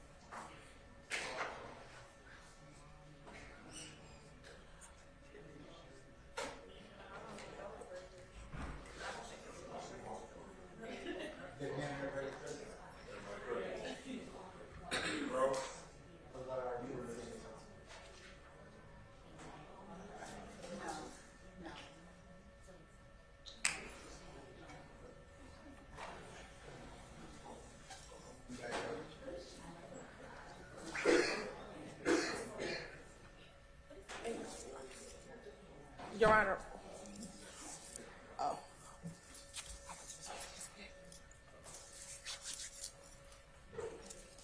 You work for the press now?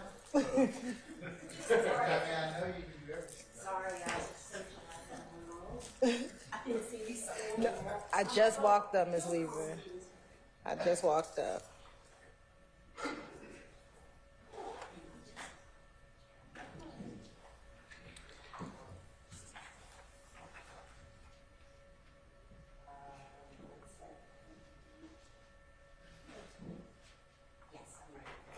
Oh, no, you're okay. Sorry, you were wrong about Christmas presents. Yes, sir. And everyone will check on our jurors. All those are back. They are back. I know that they're back. All right, so we have, Jeffery Williams, Yes, Your Honor, she's available.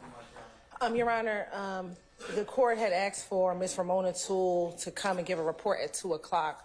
Unfortunately, Ms. Toole got into a car accident and needs to go to the doctor, but she's present now. So we were wanting to see if she could give her report to the court now, as opposed to waiting until 2 o'clock. All right, Ms. Toole. Yes, ma'am, you come forward.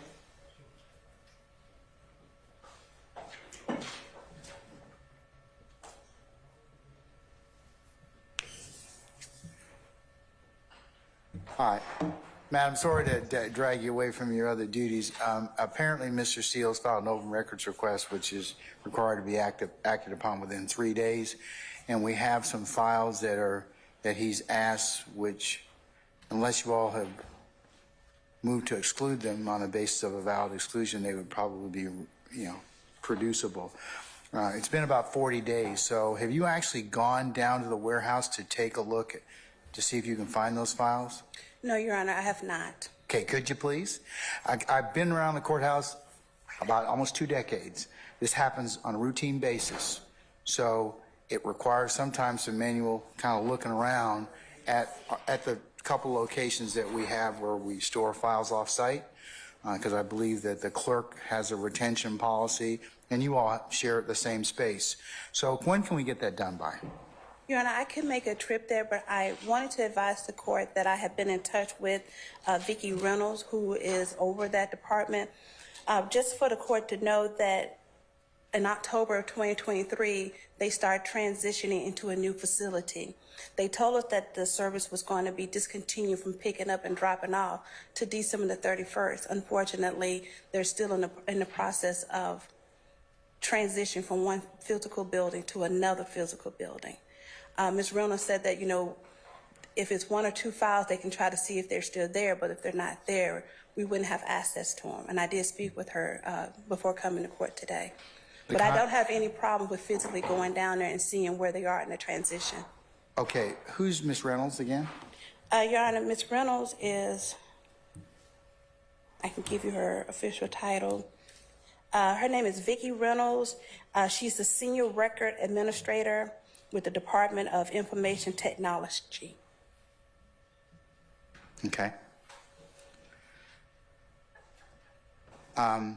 Is there any way you can step outside and call her and tell her that we really do need those records, and that I understand the challenges right now with getting things, but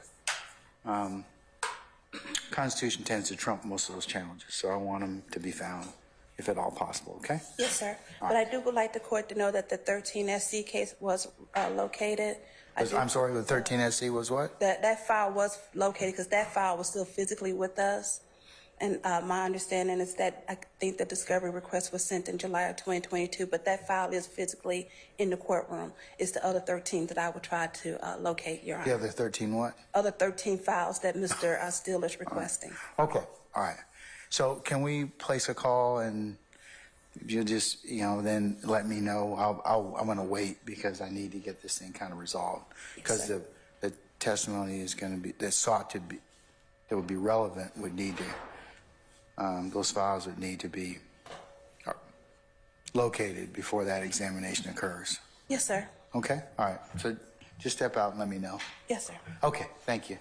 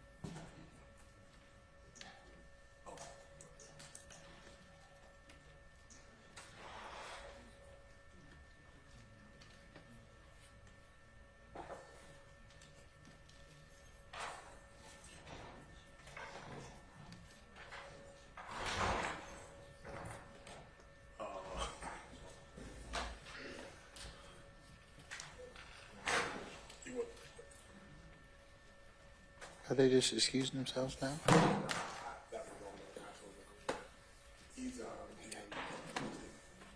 Huh? I know. Just wait.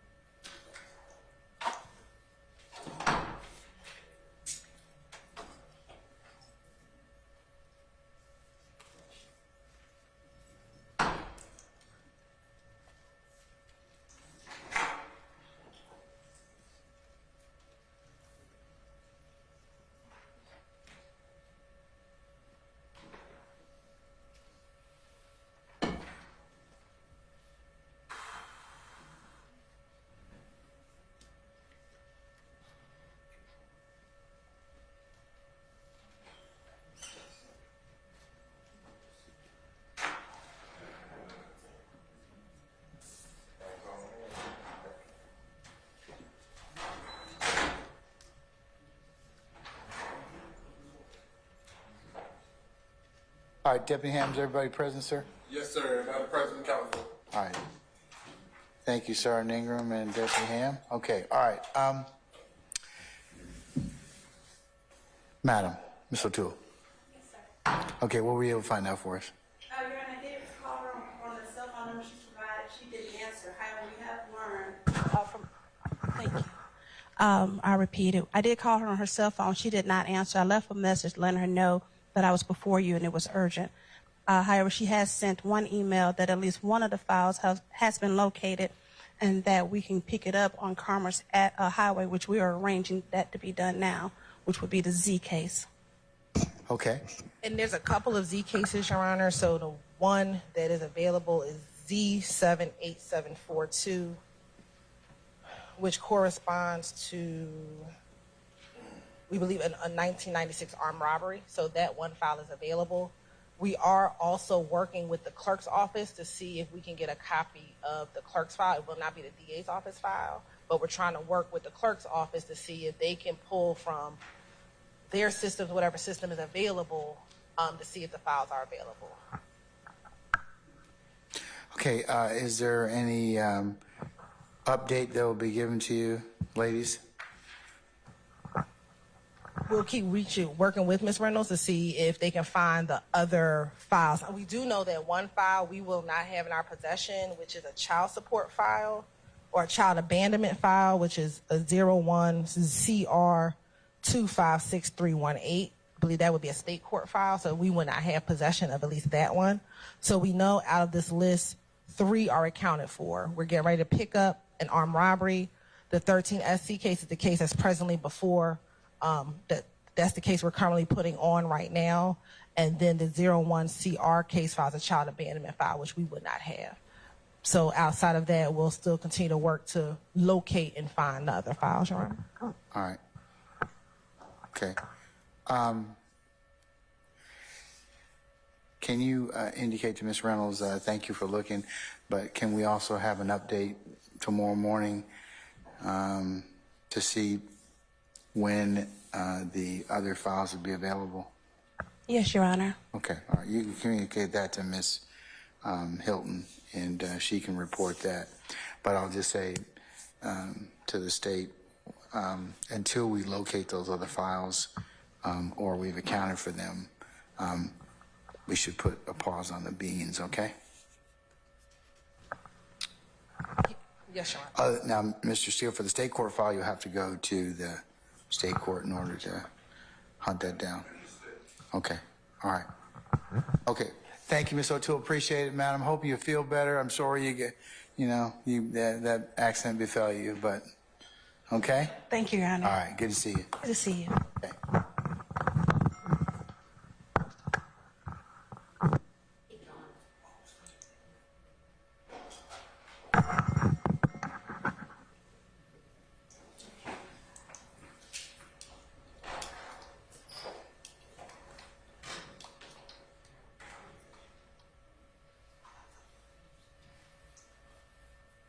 All right, can we resummon the Detective Booker Higgins, please. Yes, sir.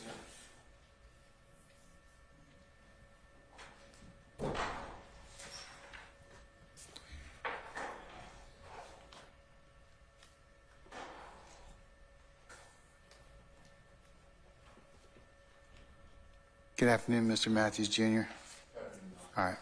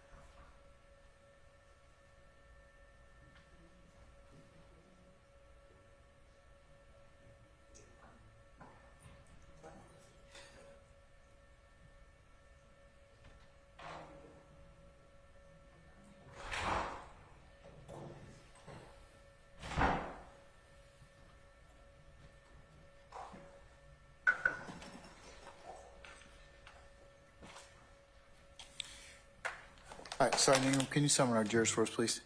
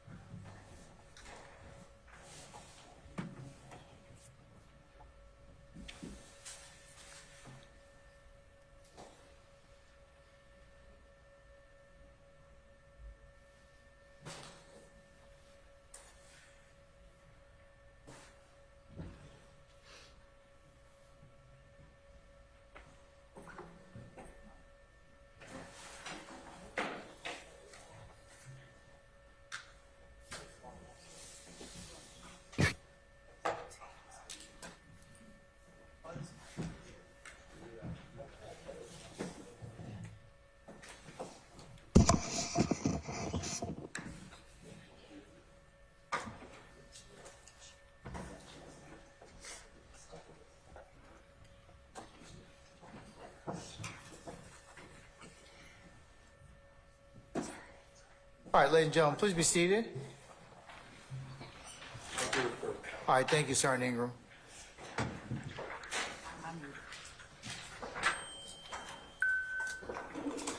Guess that's you. I think it is.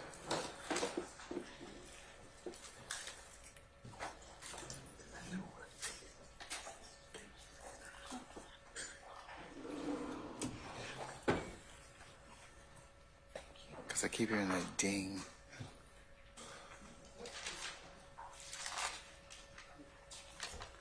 Unless it's somebody else's machine. Yeah, I don't know how to cut it off. That's what I was just telling him. I don't know how to. Oh.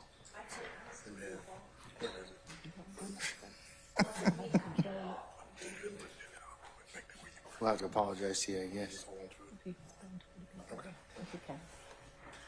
My apologies. We've located the source of the ding. Okay, so you're going to silence that for us, madam? I'm sorry. You're going to silence that for us? He just took it. Oh, he's efficient. Yes, sir. Okay, well, you'll get it back. Well, okay, all right. Okay, Mr. Brown, you may continue your examination, sir.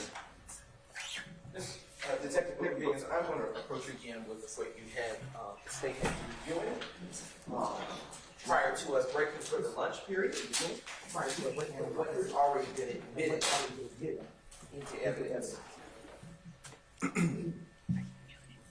Focusing your attention on this right here, State's Exhibit 129, Charlie. Absent your markings on that particular exhibit, is that exhibit directly in front of you exactly an exact copy of what is to the right of you, which has already been admitted as State's 129, Charlie? Yes, sir. And to be sure, are States 129 Charlie through 137 Charlie images from Google Maps?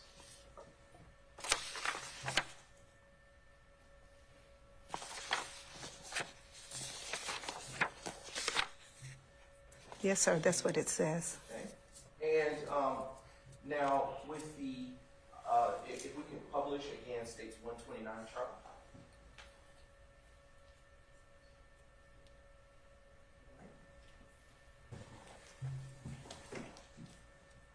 All right.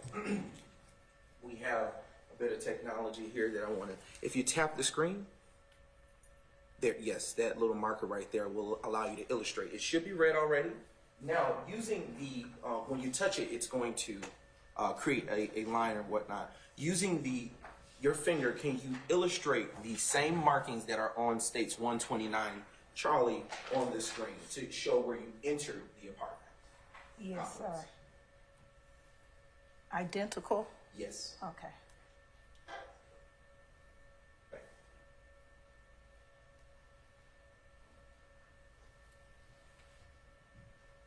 Okay.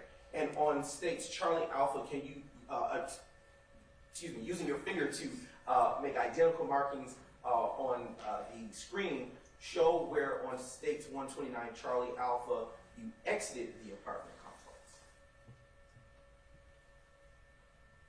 Okay. In the same manner, as represented on States 129 Charlie Alpha, can you show where the apartment complex is located? Yes, sir.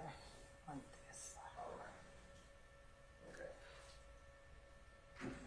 Now, would you please tell the jury what we're looking at here on States 129? This is the address to 2714 Old Hateville Road, which would be the Summerdale apartment complex entrance and exit. Okay. And would you please on the screen write the words entrance next to the entrance arrow?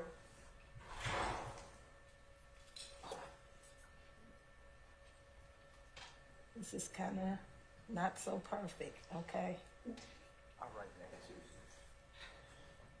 all right. Okay. And would you write an exit next to the exit arrow that you drew? Yes, sir. Okay. And what is the circle for? The circle is the entrance and exit that you asked me to provide earlier. Okay. Now I want to turn your attention back to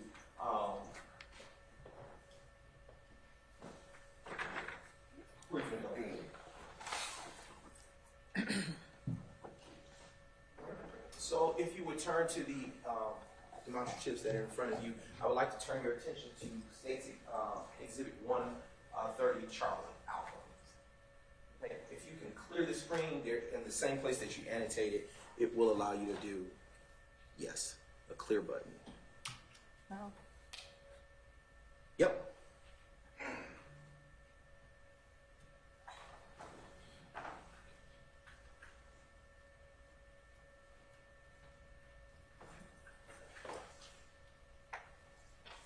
All right. So looking at the screen that is in front of you, can you tell the jury what they're looking at in States 130 Charles? What area they're looking at? This is the street portion outside of the complex, and it would be going north and west on Old Hateville Road. Can you describe the terrain of that area?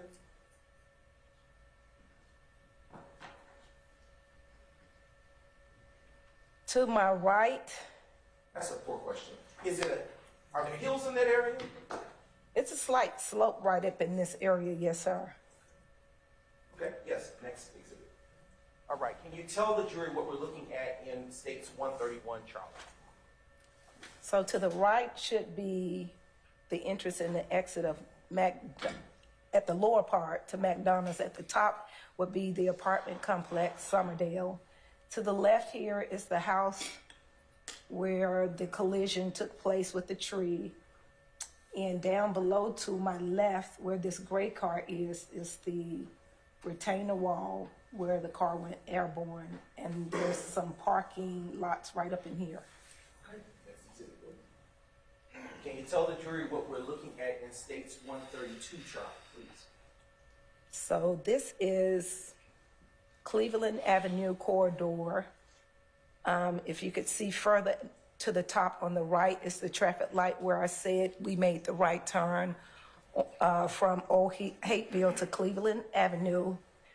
I don't know if I could see my finger, but... No, you actually can annotate on that one as well. Okay, thank you. So about right up in here should be a driveway. I said we came down to the second entrance of the driveway. It's not marking, hold on. Okay. Please.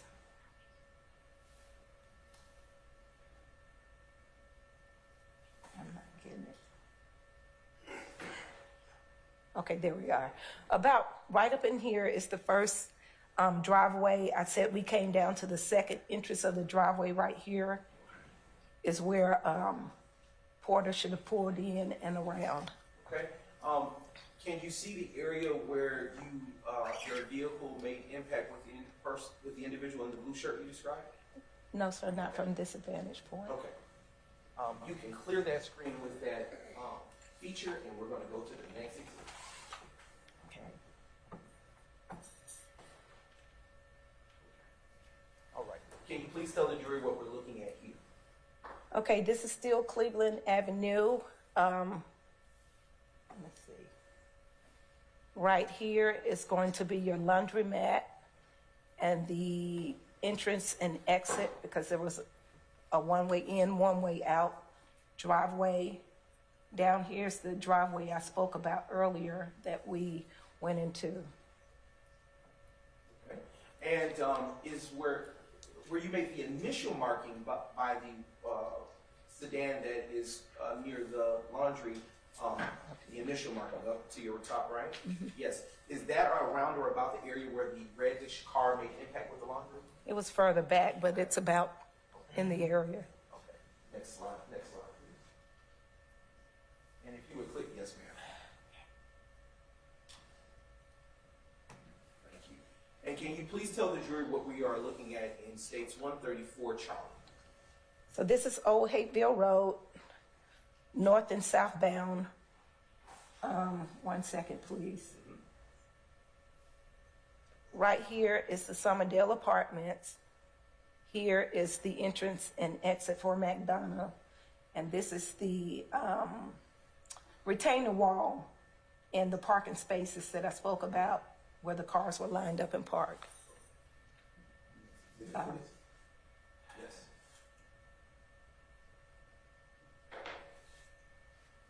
Okay. And in States 135, Charlie, what are we seeing here? This is the same, it's a broader picture, but the same that I just identified a second ago. Yes. Now, can you please tell the jury what we are seeing here? In States 136C, Charlie. So this is closer to the intersection of Old Hateville Road and Cleveland Avenue.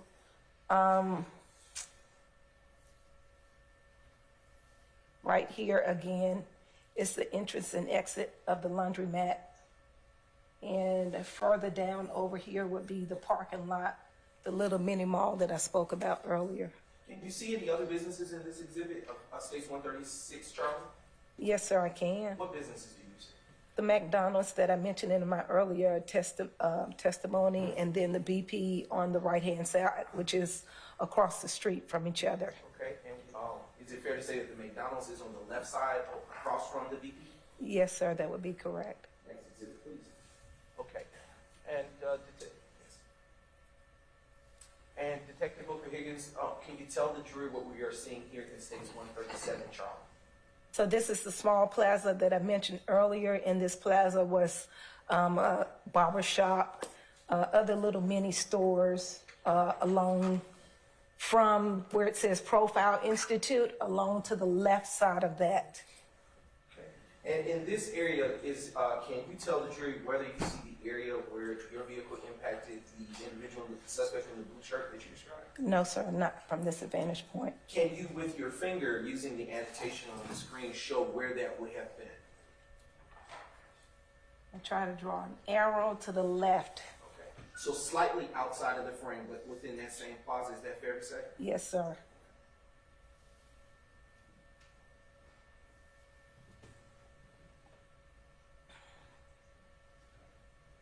Okay. And that would, we're done with this screen now. Okay. And, if you would be as kind to put your initials on the exhibit 129 Charlie Alpha that you made annotations on. And I would like now, Your Honor, to move into evidence States 129 Charlie Alpha. Any objection to States 129 Charlie Alpha? Yes, sir. Objection. Basis? Cumulative. Overruled. I'll admit it.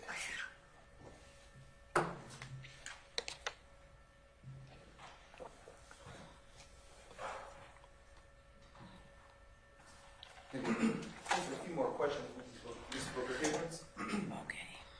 Okay. So turning back to the car, the reddish car that you said that you saw on September 11, 2013. Why did you say that the driver was a woman? Because the person in question had shoulder-length hair. Okay. And would you please describe the person that you called the driver? A black female, about my complexion. And now you say that you saw the car go airborne. Is that fair to say? Yes, sir. And when you saw the vehicle go airborne, where were you? We were on Old Hayville Road near the... Do you need the exhibit? That would be fine, sir. Yes, please. Let's.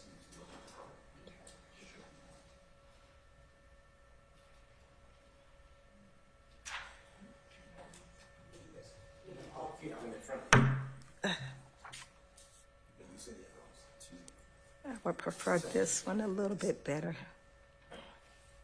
Which one is that? 131C, as in Charlie.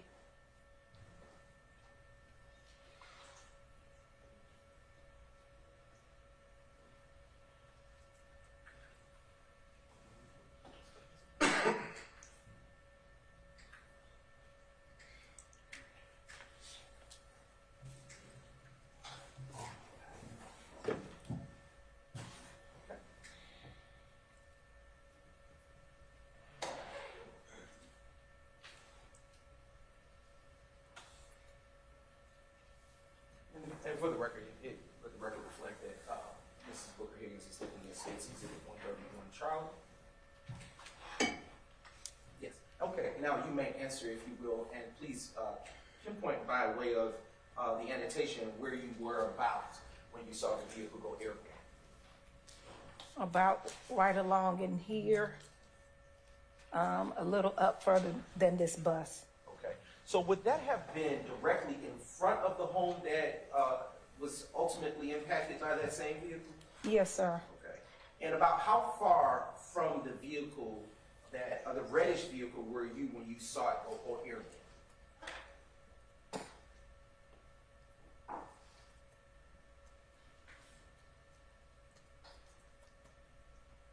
It's hard to narrow that one down. Okay. And, excuse me.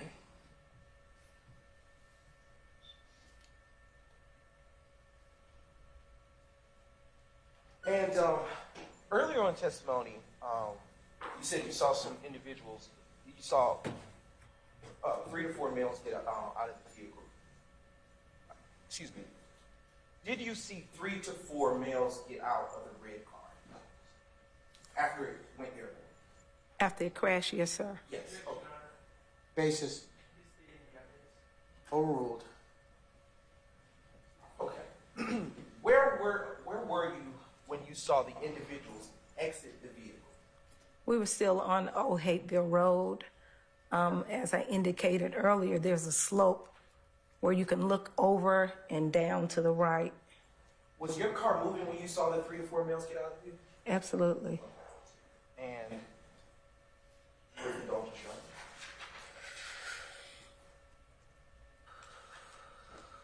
Where inside the red vehicle were the 3 to 4 males that you saw flee seated before they exited the reddish vehicle? If you remember.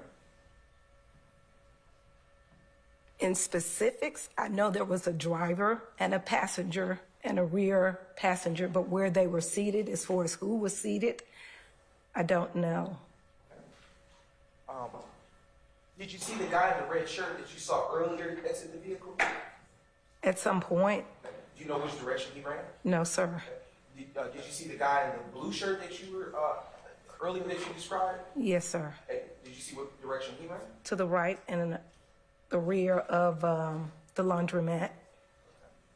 And did you see the person who you believe to be the driver exit the vehicle after it impacted the laundry? Yes, sir. And which direction did that individual go? I can't say. No further questions, Your Honor? Cross.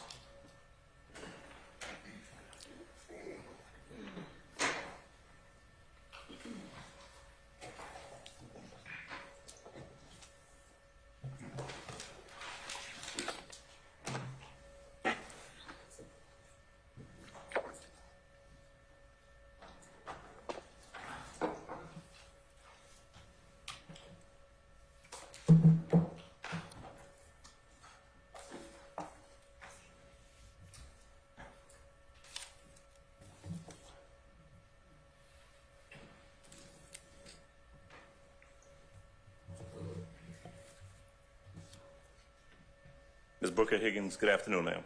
Good afternoon, sir. You were,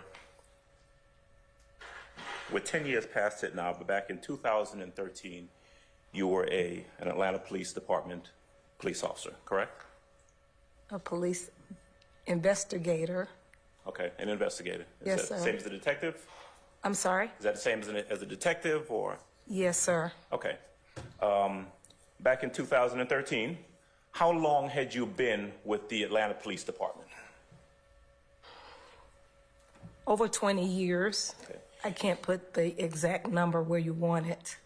What you would consider yourself to have been a veteran of the Atlanta Police Department by that time, certainly. Yes, sir. Okay.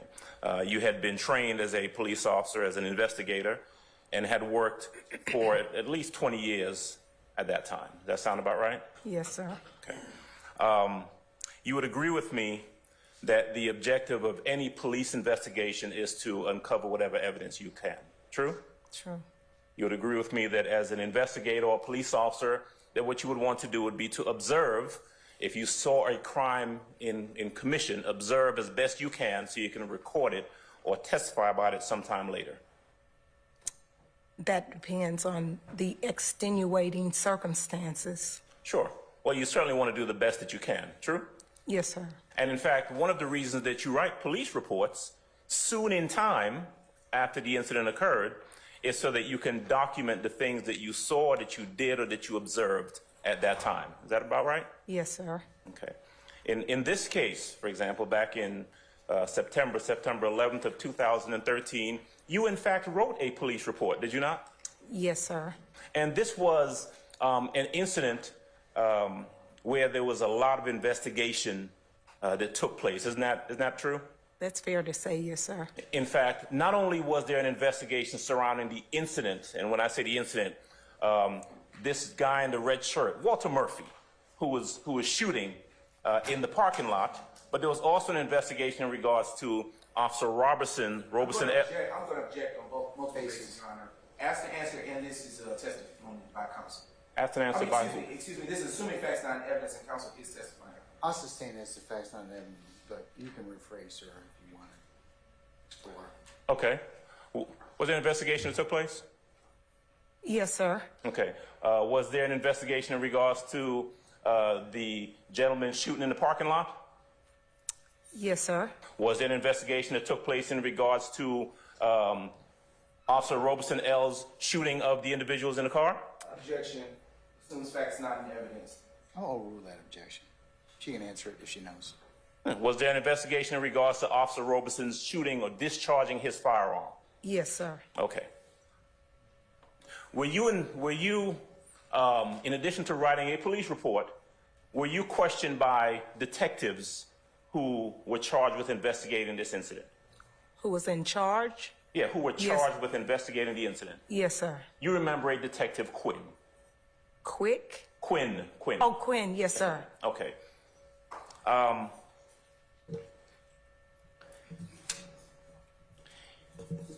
In addition to what you've testified before, and I want to question you about the sequence of events, but in addition to what you've testified, there was also, you were involved in looking for any of the subjects that were involved in this incident. Is that right?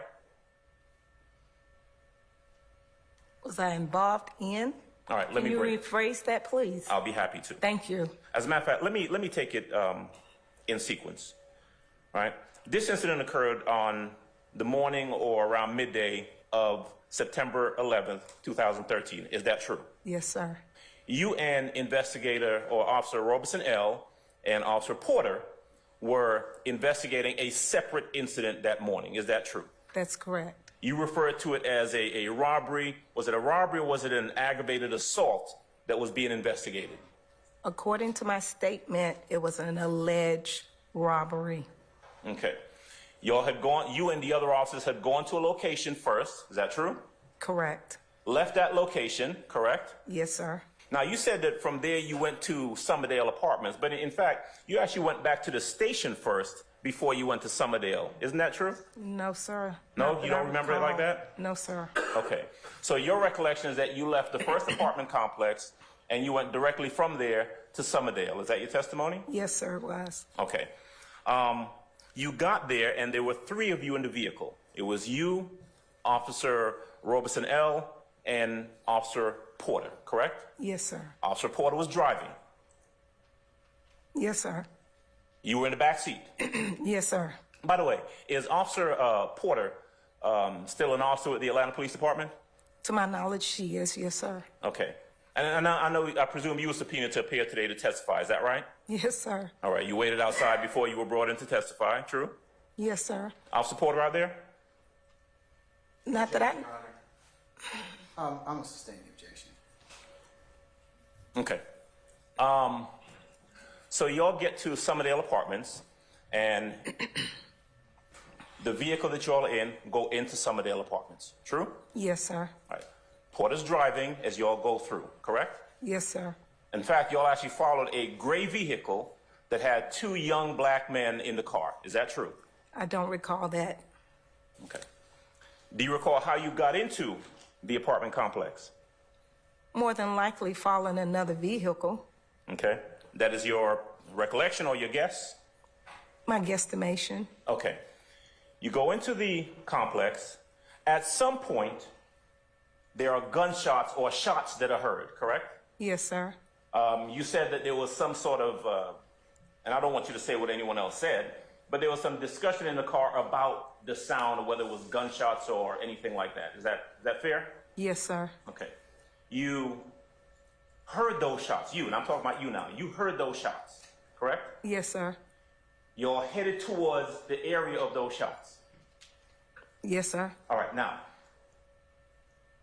as you head towards the shots, did I hear you testify earlier that you saw a young man in a red T-shirt shooting a gun?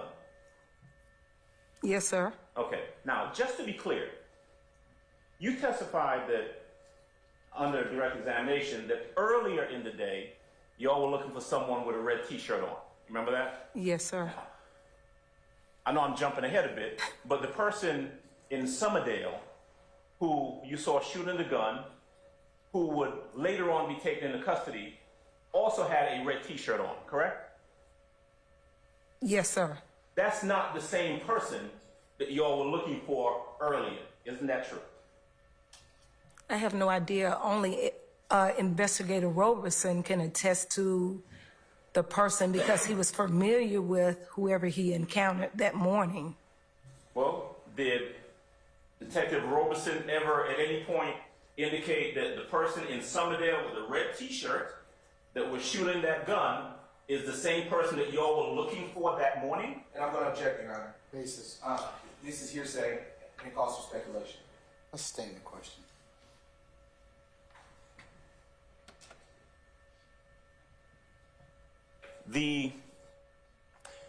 You see a person in a red shirt shooting a gun, right? Yes, sir. Was that person chasing behind someone? That I don't recall.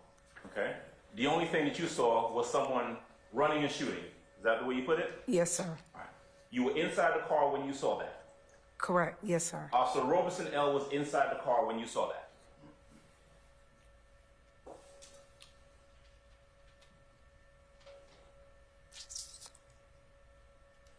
I can't say. Okay. Do you remember writing in a police report about what you observed on that day and the sequence in which you saw it? I recall making a statement. I don't recall writing a police report. Okay. Is it true that at the point that Officer Roberson gets out of the police car, the Taurus that y'all are driving, that the person shooting the gun had already gotten into the red vehicle that you saw? Is it possible? Is that what you Is asked? that what happened? No, sir. No? No. Tell me the sequence in which it happened. When did the person that you saw shooting the gun get into that red car? He was shooting the gun, and at some point, as I mentioned in my statement, I lost sight of him, and L indicated that he had dipped in the back car, in the back seat. Okay. And when L indicated that the person had dipped in the car in the back seat, L was still in your vehicle, wasn't he? Yes, sir. All right. So again, by the time the person shooting the gun got into the red car, L was still in y'all's vehicle. True? Yes, sir. Okay. So by the time Officer Roberson L actually gets out of y'all's vehicle to either confront or address this person who you had seen shooting, that person's already in the red car, right? Yes, sir. Right. That person's not running and then turning around and running back towards Officer Roberson L because he's already in the car, right? Yes, sir. Now, there's no doubt, you don't have any doubt in your mind that you have this one person, and you only saw one person in red, shooting this gun, right? Yes, sir. Right. You're not able to tell us where in the car he got into, right? Correct. All right. But you know he got in the car. Yes, sir. All right. You know that there were other people in the car. Excuse me. Yes, sir. And you saw what you identified and what you testified to and what you gave a statement about as a female driver of the vehicle, correct? Correct. I think the words you said earlier were that shoulder length hair and bouncy hair, something like that, right? Yes, sir. The person had a ponytail, didn't they? Objection. Mischaracterization of the testimony. It's a question, Judge. I will rule the objection. Person had a ponytail, didn't they? I can't concur that. Okay. Do you remember? I remember shoulder length hair. Okay. All right. Do you remember whether the person that you saw, the female driver, person that you identified as a female driver, had blonde hair? That I don't recall. Okay. Do you remember whether or not the person that you saw, that you identified as a female driver, was a heavy-chested woman? Don't recall that. Okay. You don't deny it, you just don't recall. True? Assumes facts not in evidence. I sustain the objection. So I have her on cross-examination. It's a question. I'm able to. That is still an improper question, Mr. Adams. Move along, please. Still assumes facts not in evidence.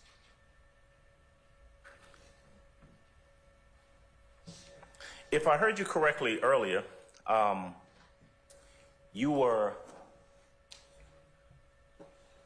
by the time Officer Robeson L, gets out of the vehicle, that vehicle starts to move forward. Is that right? Yes, sir. Okay. That vehicle ultimately ends up coming towards the vehicle that's being driven by Officer Porter, correct? Correct. And if I heard you correctly, Officer Porter tried to cut off the vehicle, right? Correct. Meaning that Officer Porter drove the vehicle, the police vehicle, in front of the red vehicle that was coming outwards. Is that right? Yes, sir. Okay. That vehicle didn't stop. It in fact struck the police vehicle on the driver's side front bumper or fender. Yes, sir. Okay. And continued out towards the gate. Yes, sir. Now, before that vehicle struck the police vehicle, do you remember Officer Robeson L firing his gun at that vehicle? I heard shots being fired, but I couldn't advise who was making those shots at the time. Okay. After the vehicle struck the police car and drove towards the entrance, did you hear or did you see Officer Robeson shoot any shots towards the back of the car? No, sir, I did not. Did you hear additional shots? I said that I heard shots, but I didn't know who was making those shots. Yes, sir. Right. I guess what I'm asking is, were there a sequence of shots before the car was hit and then after the car was hit? That I can't confirm. Okay. You don't recall, or you just? No, sir, I don't recall. Okay. All right. I mean, there's no doubt, though, that that vehicle appeared to be trying to get out of there, right? Which vehicle are we speaking The of? red vehicle, the one that slammed into y'all's car and was kind of throwing you about like a rag doll in the vehicle. Yes, sir. Okay.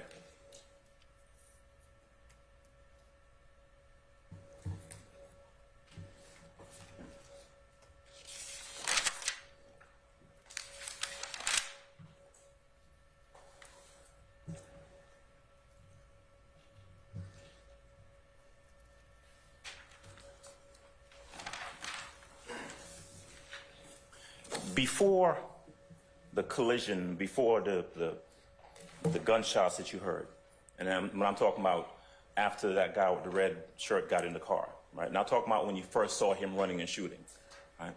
But before that second series of shots, you didn't see anyone get in or out of the red car other than the person in the red shirt, right? That's correct. Okay. You and Porter then take off after the car.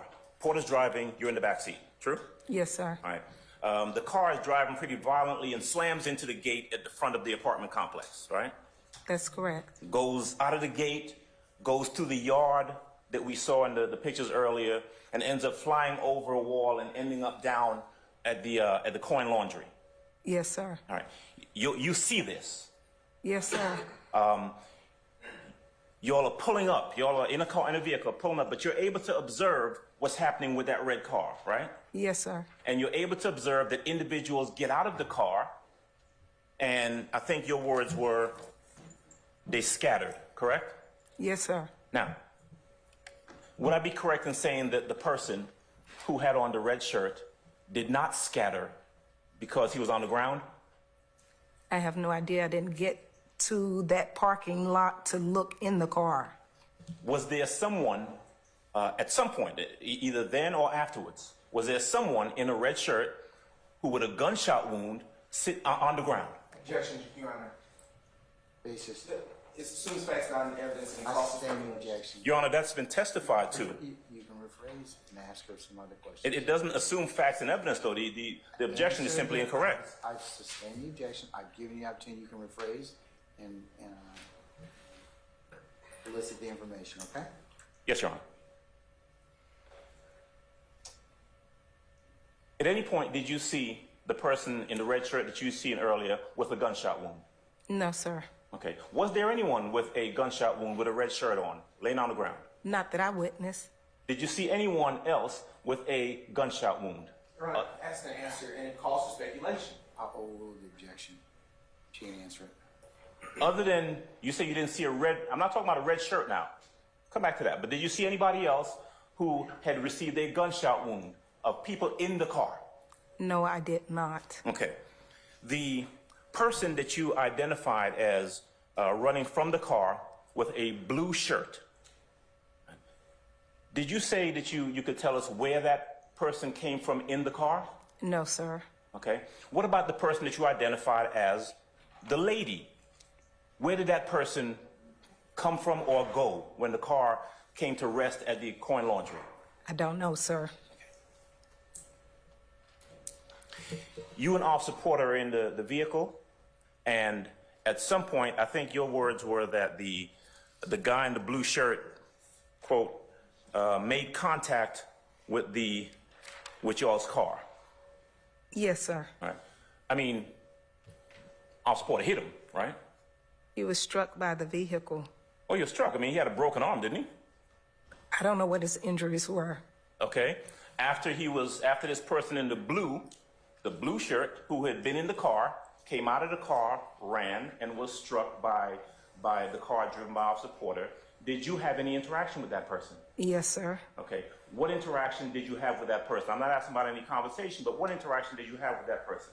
I was able to remove his belt from his pants, the waist of his pants, and use it as a makeshift handcuff in order to detain him until, like I indicated, the cavalry, meaning other units, arrived to assist.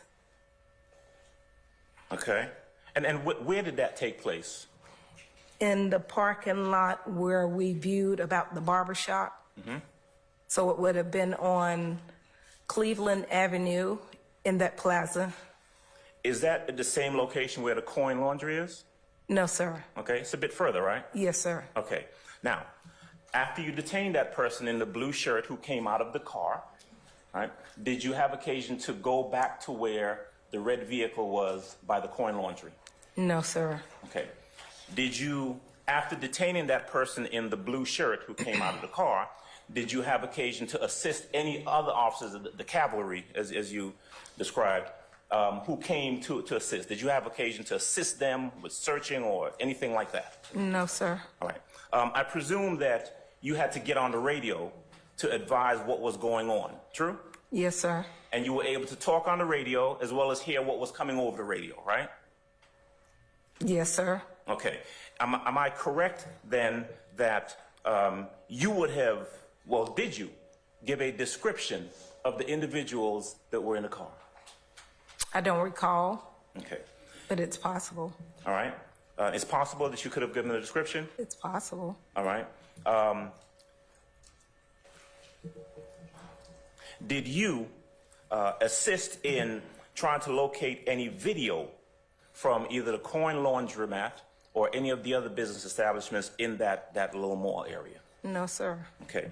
Did you discuss with any of the other officers or any investigators who showed up the presence or non-presence of video at the coin laundromat? No, sir.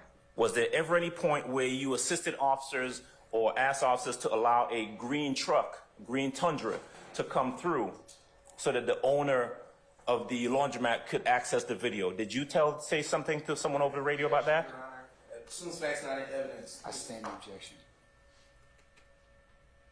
Did you, is it fair to say that officers were looking for people who came out of the car? Yes, sir. Okay. Are you aware of whether or not they were looking for a woman with a blonde lace front who came out of the car? Do you know whether or not that was discussed? Not that I recall. Okay. Did you have any discussion with Officer Porter? All right. I'm not asking to say what she said, but did you have any discussion with her about what she saw during the incident? Objection, Your Honor. Faces. It's improper and cause for speculation. Can I ask how the question is improper, Your Honor? Just to say that objection is improper does not... Well, it elicits hearsay, so I'll sustain that on the balance. I've asked the witness judge specifically not to say what the officer said. You can direct her to that, that's fine.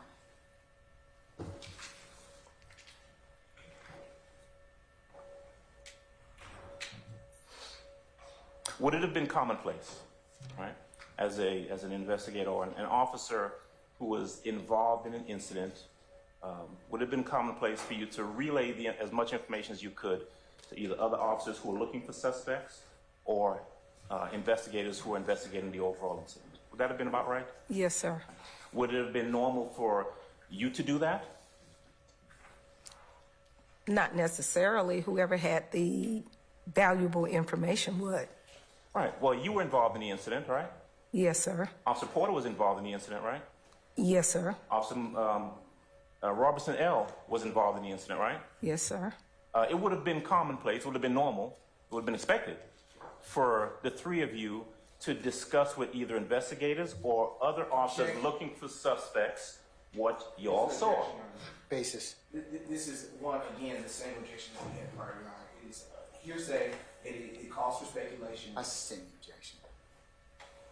Without saying what anyone, and I'm not asking you what anyone said, what I've asked you is whether it is normal for a police officer or police officers involved in an incident to relay their information about that incident to investigating officers. Is that normal and commonplace? Yes, sir. Because tell me, I mean, if you have other officers who are looking for suspects, those officers can't look for suspects unless they have a description, right? Correct.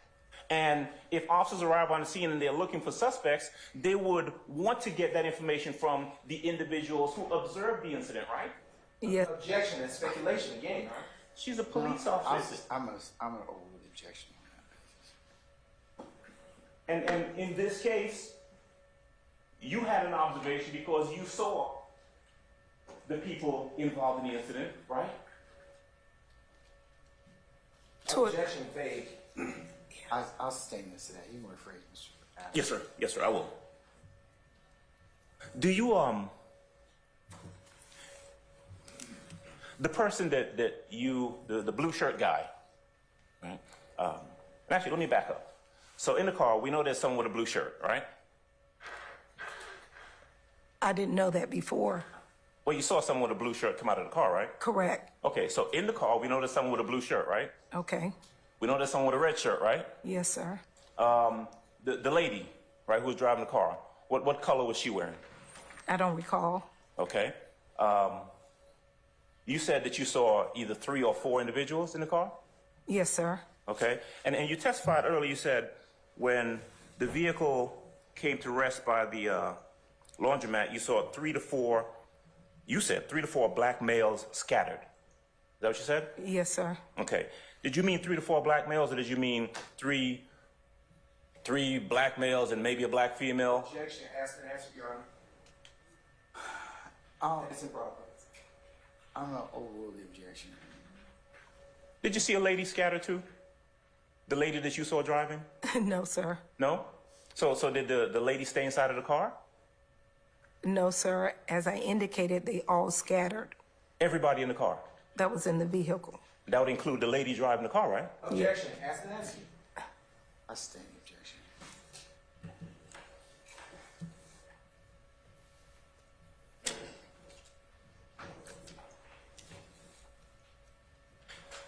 Do you know, if you do you know whether or not anyone, in fact, retrieved video from the laundromat? I have no knowledge of that. Okay. But what you do know is that the car came to rest right there in front of the coin laundromat, right? No, sir. It was towards the rear. Towards the rear? Yes, Is that sir. what we're looking at where the car is sitting? That's the rear of the laundromat? Yes, sir. Okay. Do you know if anyone obtained video from back there? I have no knowledge of it.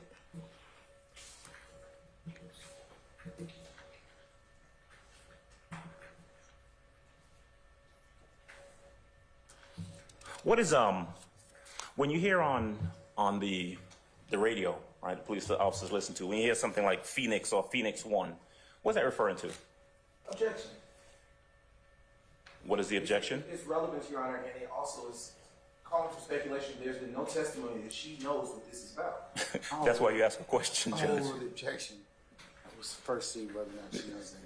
If you hear, I'm sorry, Judge, I didn't mean to. Great. If you hear something over the radio about Phoenix or Phoenix 1, what's that referring to in police jargon? Generally, an air unit, air support Okay. system. APD has helicopters, right? Yes, sir. Okay.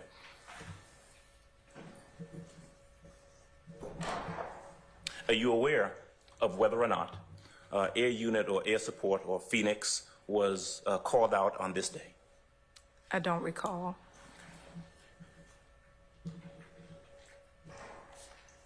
Air units in police investigations, air units or helicopters and so forth generally would be called out to assist in either searching or identifying people who are, if you're looking for someone or something on the ground, right? Yes, sir. Because you have a better vantage point if you're up top, right? Correct. You can see where someone may have run or not run or where someone may be located. True? Yes, sir. Okay.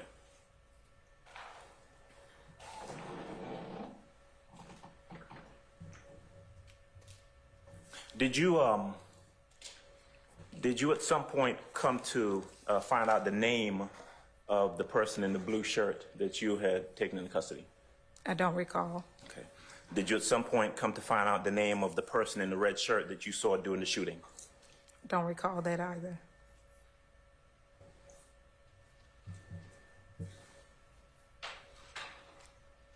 So after you, after the person in the blue shirt you use the belt to secure them, what do you do after that? We waited until support came, help came. Okay. And then after that, eventually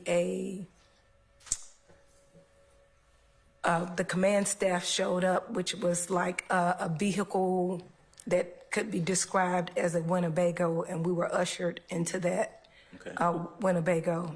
Who was we? I was, and I want to say someone was getting medical assistance, and I don't recall who that was. Okay.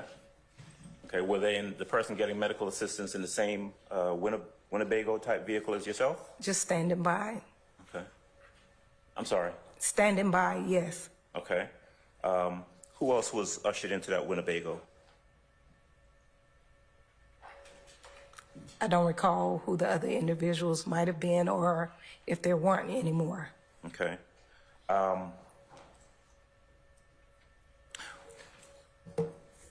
Did you have to, you said something earlier about giving a statement. You were made to give a statement to, was it Internal Affairs, something like that? No, sir. Homicide. Homicide? Yes, sir. Homicide is a unit that comes out to investigate when there's an officer-involved shooting, isn't that right? Yes, sir. Okay, and that was the reason they were there that day, is that correct? Yes, sir. But no one was killed. It wasn't a homicide, but that's what they were there for. Is that true? Yes, sir. Okay. Are you aware of whether or not, when you gave your statement, do you know whether Officer Porter was made to give a statement as well? Objection. Speculation, Your Honor. Do you know? I'll rule the objection. Do you know whether or not Officer Porter was made to give a statement as well? I don't know, but I'm sure she did. Would I be correct that because Officer Robertson L. was the person who actually discharged his firearm, that under normal police procedure, he would have to give a statement about the incident? Is that true? Yes, sir. Okay.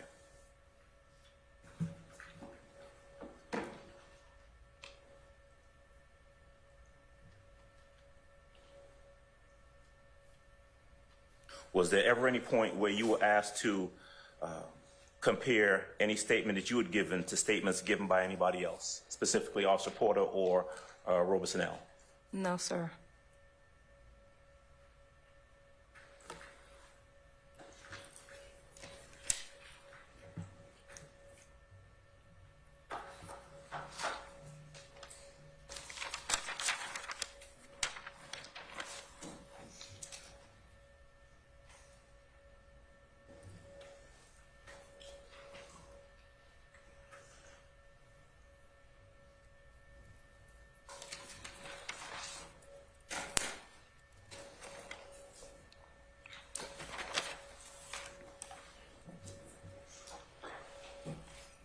One moment, please, Judge.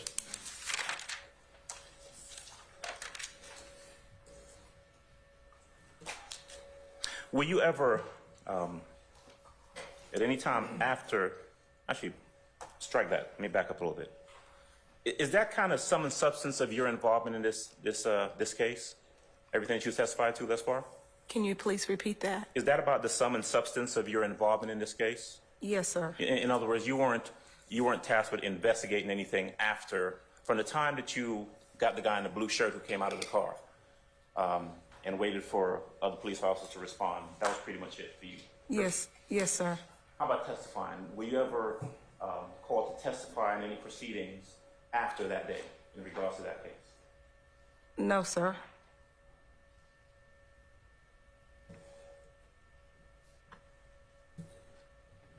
I know it's been 10 years, 10 plus years since the incident occurred. Am I correct that you've had an occasion, though, to review your statement from back then Yes, sir. in preparation for your testimony here today?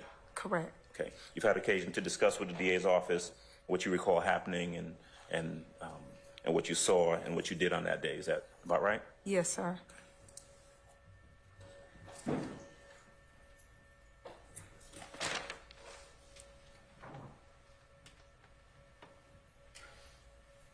When did you leave APD? The first time I left was in 2017, and I left again in 2021. All right, one moment, please. All right.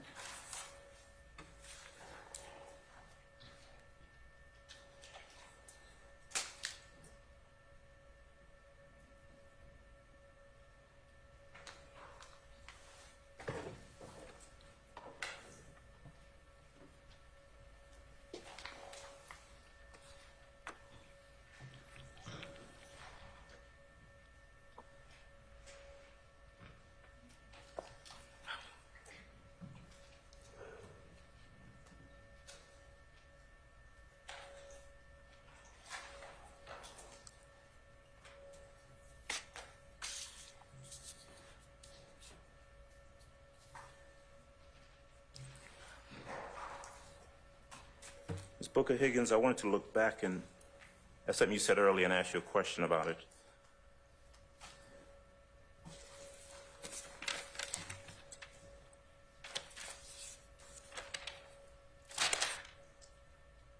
Okay, here we go.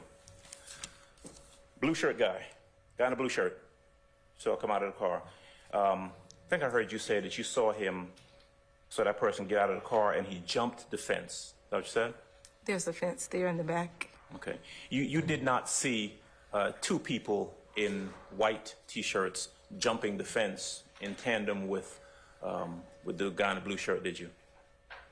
That I don't recall. Right. Is it fair to say that the only person that you can testify that you saw get out of that car and jump a fence was the person in the blue shirt? Correct. All right. That's all I have. Thank you. Thank you. Cross, any additional cross? All right, redirect. Yes, Your Honor. And just briefly, let's get Detective, excuse me.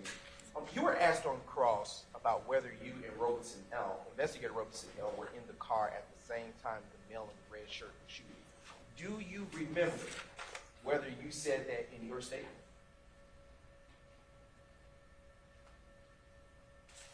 No, I don't. No, sir. Would reading your statement refresh your recollection? Absolutely. I am now approaching defense counsel with a copy of State's Exhibit 144 Charlie. Okay, fine. And instead, I'm now approaching the witness with State's 144 Charlie. Your Honor, may I? You may. All right. I've handed you State's 144 Charlie, and when you have had a chance to read it to yourself, please look up at me and acknowledge that you.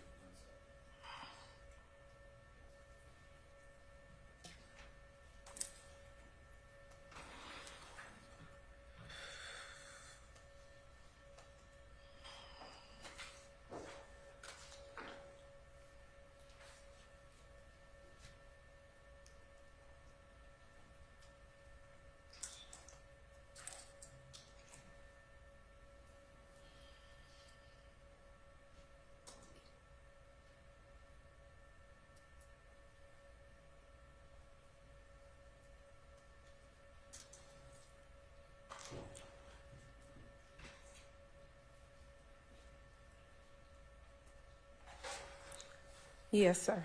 Okay, so what is the answer to the question I just asked? Investigator Robertson L. stated. Well, don't read it. Don't read it, but the answer to the question.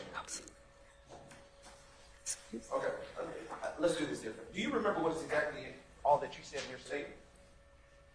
Somewhat. Is States 144C, 144 Charlie your statement? Yes, sir. Does it accurately reflect all of what you saw? Yes, sir. Was it written on September 11, 2013, close in time to you witnessing the events? Yes, sir. Please read it entirely to yourself.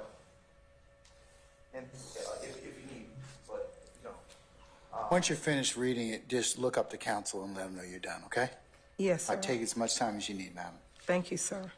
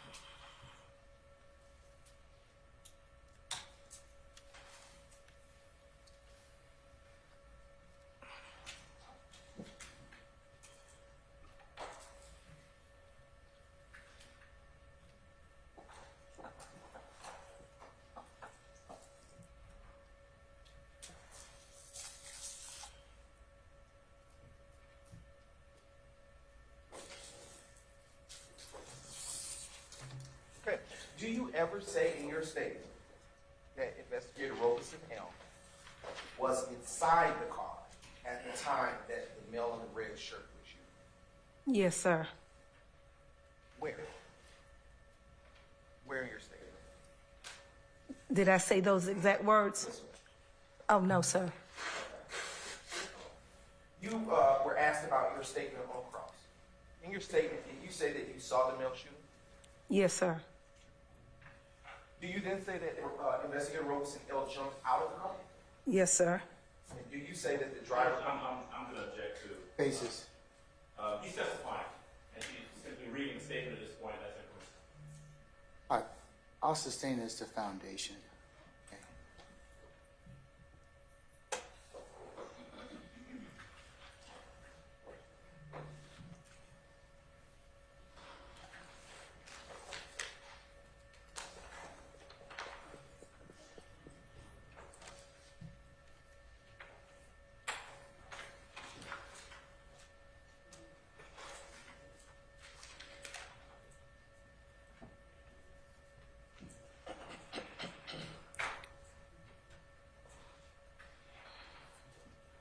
Booker Higgins, do you remember everything in your statement?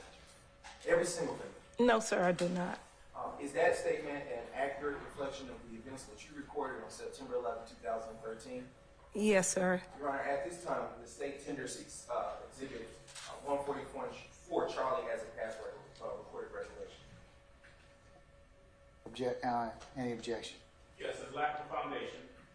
That's one person who has no recollection of the events. I got that. Okay, so what's your objection? Lack of foundation. I sustain the objection. Can you approach, please?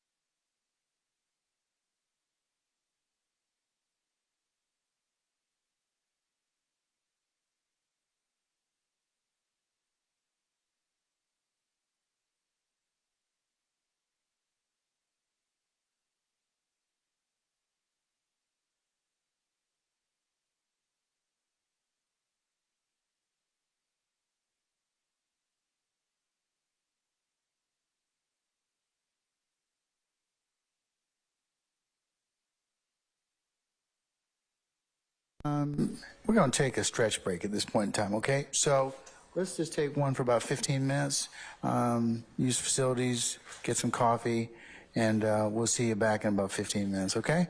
All right, all rise.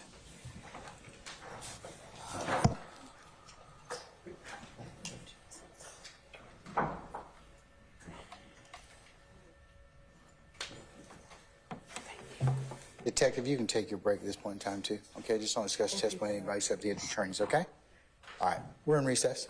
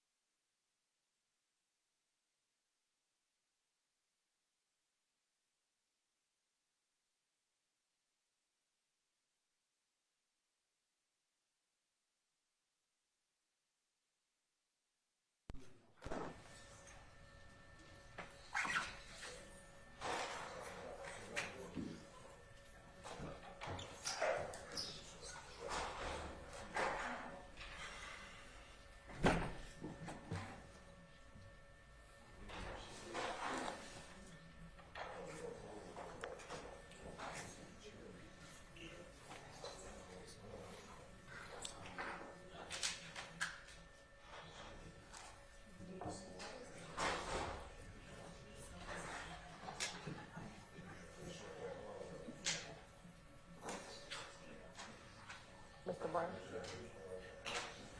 All right, Sergeant Ingram, is everybody back, sir? Yes, sir, everybody's back. Okay, All jurors are present. all jurors are present. All right, good. Your Honor. Why are you standing up? I am standing up because the state is inquiring as to the court's intended schedule for the afternoon. I know that it's in the court's purview and business, and you normally don't want to tell us that in advance, but we're just trying to figure out scheduling I for our get to control so little. I mean, so there's got to be some mystery. I have planned on finishing. I believe that you're almost finished with Miss Booker Higgins, Yes. Detective Booker Higgins. Yes, You're Your stopping after that. Oh, okay. Oh, Your Honor, we have an out-of-state witness here. Is it possible we can put up the GBI person? He flew in, and he's a short witness. He shouldn't take that long. Yeah, y'all's version of short is, can range from minutes to several hours. So, who are you trying to call? Gregory Pfeiffer, Your Honor, the GBI agent he flew in from Maryland this morning. Let's see how far we get. But how long do you anticipate his testimony to be? I would say about 20 minutes. 20 minutes, no more, Your Honor. That's wildly optimistic. I mean, and unless defense has a lot of questions, but for the state, it's 20. Yeah, he may have to come back in the morning. I'm sorry. Let's just first see how long we get with our first witness here, and then we can just determine that. All right. Summon our jurors, please, sir. You want to bring the witness back first? Oh, yes. Yeah. Ms. Booker Higgins, come on back now.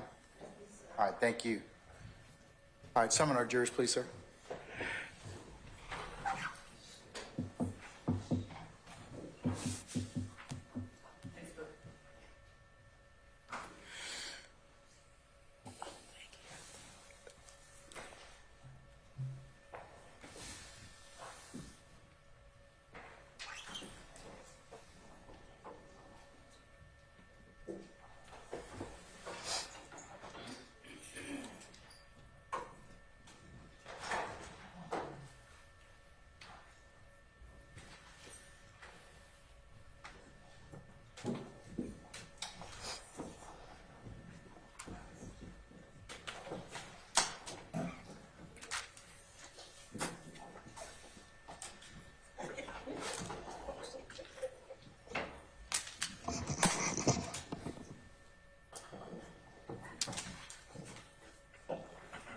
All right, ladies and gentlemen, please be seated. All right, thank you, Sergeant Ingram. All right, Mr. Brown, you may continue, sir. Just a few questions, Mr. Booker Higgins. Earlier on calls, you were asked a few questions that I want to ask some follow-up questions to. Why did you make some handcuffs out of the belt? As my testimony indicated, I was dressed in attire similar to what I'm wearing today, and I didn't have I was lack of the equipment that was needed to use that you all are accustomed to cuff someone with. And on cross, you were asked about surveillance footage by by counsel for Mr. Williams. Why didn't you look for any surveillance footage? That was not my responsibility, considering homicide had taken over the scene. Okay, and about how long did this entire incident last from the time that you were at the apartment to the time that it crashed and you eventually caught up with the guy in the blue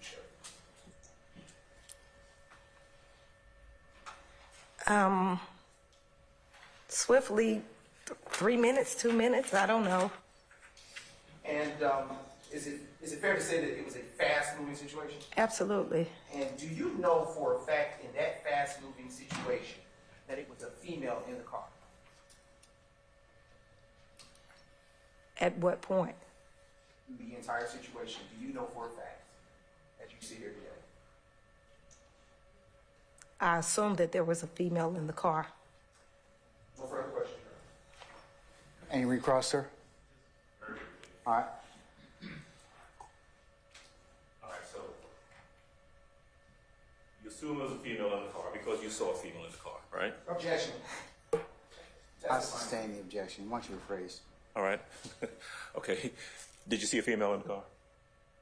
In my opinion, initially, yes. All right. It was not your responsibility for look for surveillance because you weren't the person investigating the incident, right? Correct. Okay. That would have been the duty of whoever was assigned to the case as an investigator, detective, otherwise, right? Yes, sir. Okay. And you were asked a little while ago to go back to this point of time frame, Officer Robeson L.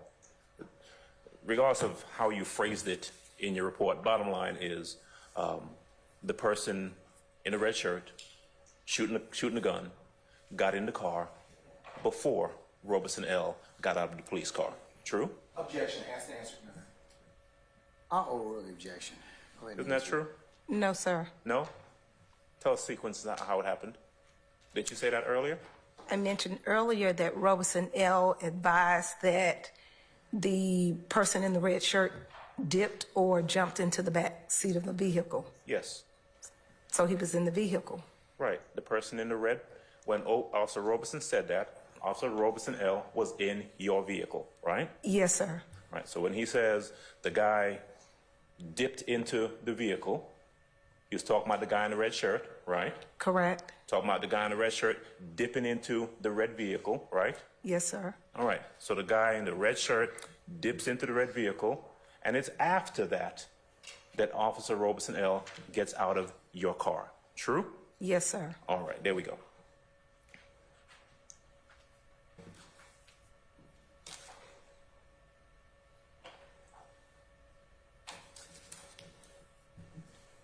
Ms. Booker Higgins, that's all I have. Thank you. Thank you, sir. Anything further? Any further redirect, sir? No, Your Honor. All right. May Detective Robeson, I should say Booker Higgins, be permanently or temporarily excused as a witness? Temporarily, Your Honor. All right, madam, unfortunately, we'll temporarily excuse you witness, so you're going to have to come back at some point in time. Not today, okay, but don't you have that horrified look on your face like you're going to be here a couple more hours. No, we're going to go ahead and release you. Just don't discuss your testimony to anybody except the attorneys in this case, and we'll give you enough of a heads up as to when you need to come back, okay? Thank you, Your Honor. All right, thank you, madam. All right.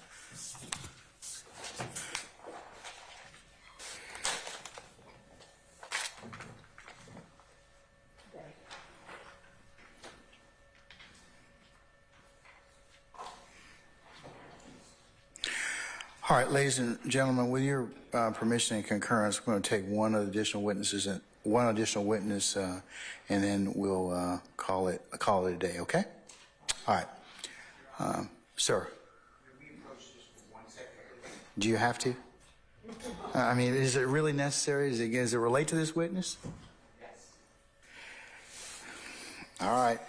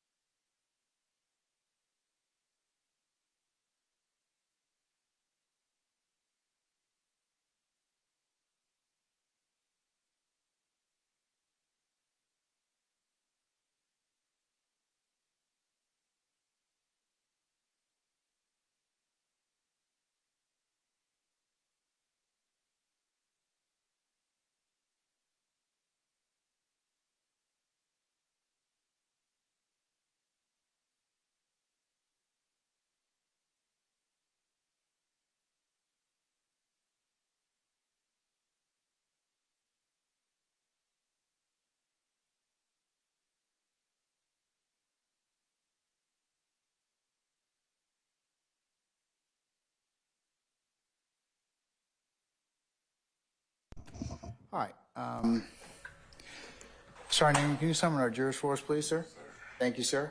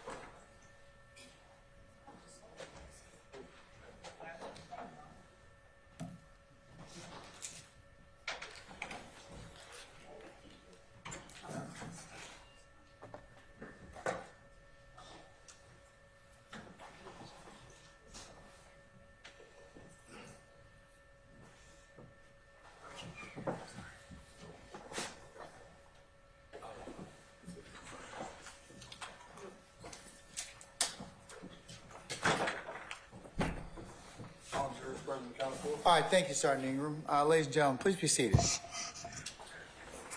All right, members of the jury, I got news and I got news for you, okay?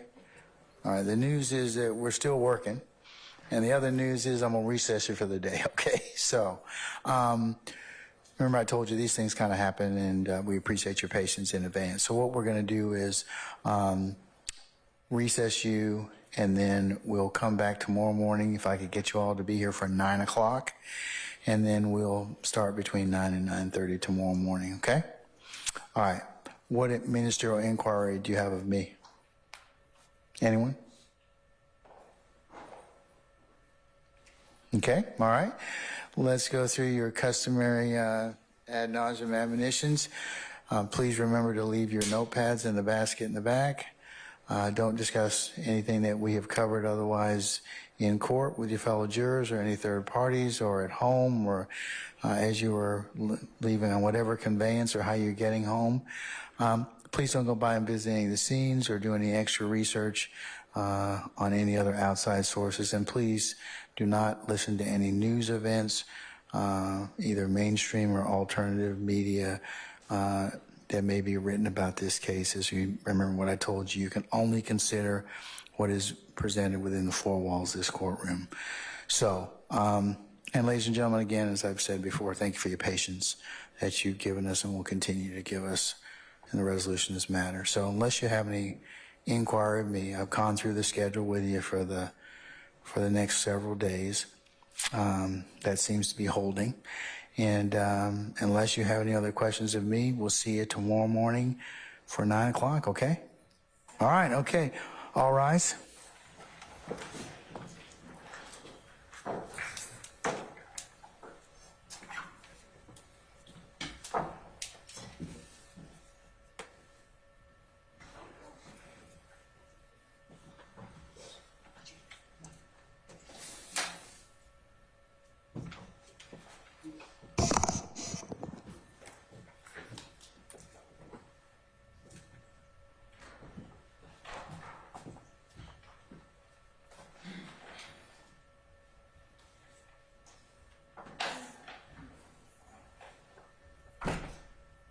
All right, ladies and gentlemen, please be seated. Our jury has left us.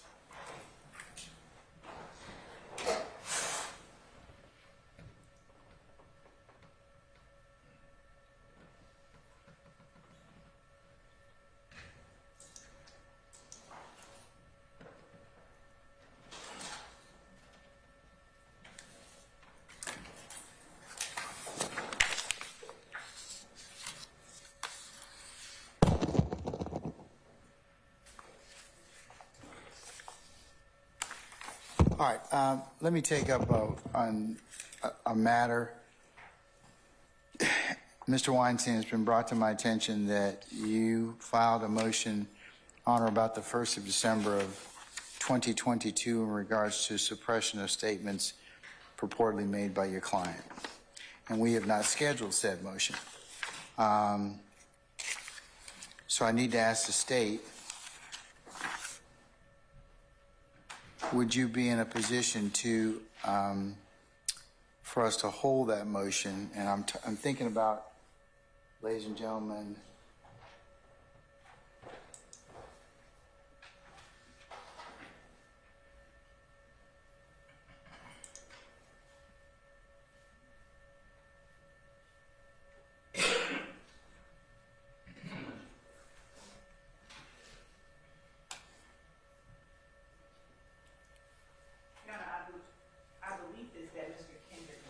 his motions, but we're just trying to make sure that we're not relaying inaccurate information.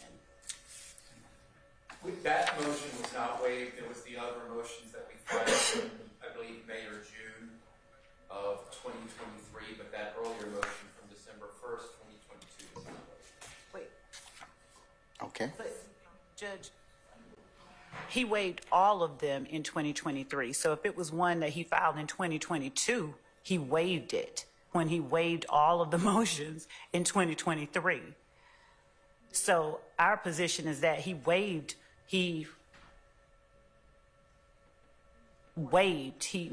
and I believe that the court entered an order, but we'll make sure about that part. But he waived all of his motions in 2023. All right, well, even if there's waiver, we'd still, even if you're going to introduce a statement, it'd be subject to a Jackson Daniel hearing anyways. So, regardless of waiver, I think just due to prevent plain error.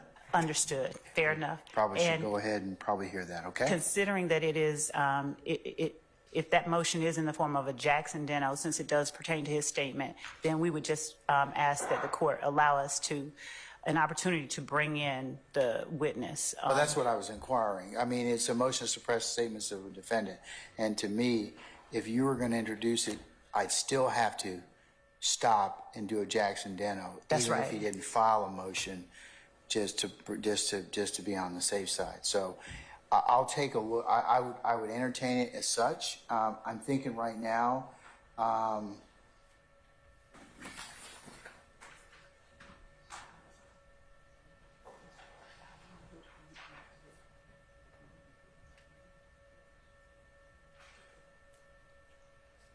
Your Honor, and if we may inquire of the court, because we are not at the moment able to pull up certain databases, we would just need to know which particular statement defendant Kendrick is moving to suppress in that December 2022 motion. let me see. I think it probably, let's see. I don't know that August, that motion there's identifies specific statements. I can tell the court which statements we're referring to. okay, because I believe that within your motion here, you have the August 5th indictment charges your client in counts 1, 2, 57, 58, 59, 60, 61, 62, and 63. And then you indicate that there are certain oral admissions, written statements, and audio video recordings of made by the defendant on or about at least 6 October 2015 and 12 October 2015 to law enforcement officers or agents of the state while in custody. Are those the ones? Yes, Your Honor, those are the ones. If those are the only two, then at least we can be prepared and whenever the court tells us to. All right. Schedule our witnesses. Right now I'm thinking of the morning of March the 13th. So we could probably start at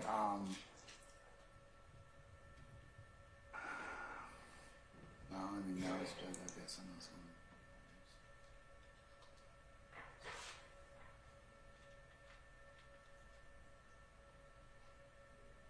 I'd say just aim for the 14th of March at 9:30. March 14th? 14th. That is a Thursday. Okay.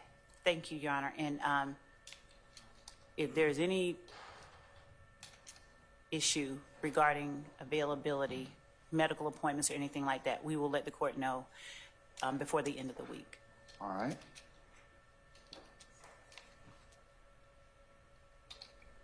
Are you good with that date, Mr. Weinstein? Yes, Your Honor. Whenever the court chooses, we're ready.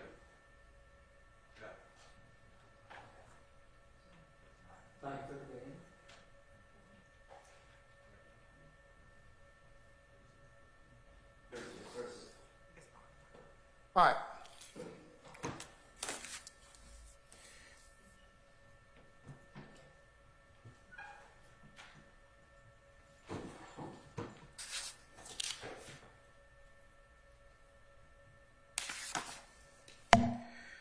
Okay.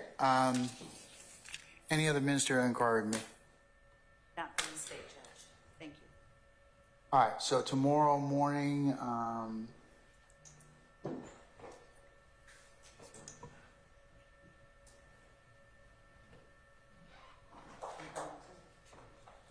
you all could be here for 9:30, please. And we'll go ahead and get started at that point in time, okay? 9:30. All right. Anybody else? Okay, hearing nothing else, I'll see you all tomorrow morning at 9:30, okay? Thank you, Judge. Okay, all right. Your Honor, can I approach an unrelated matter? Yes. Don't sound something true. If y'all could turn in your devices, please.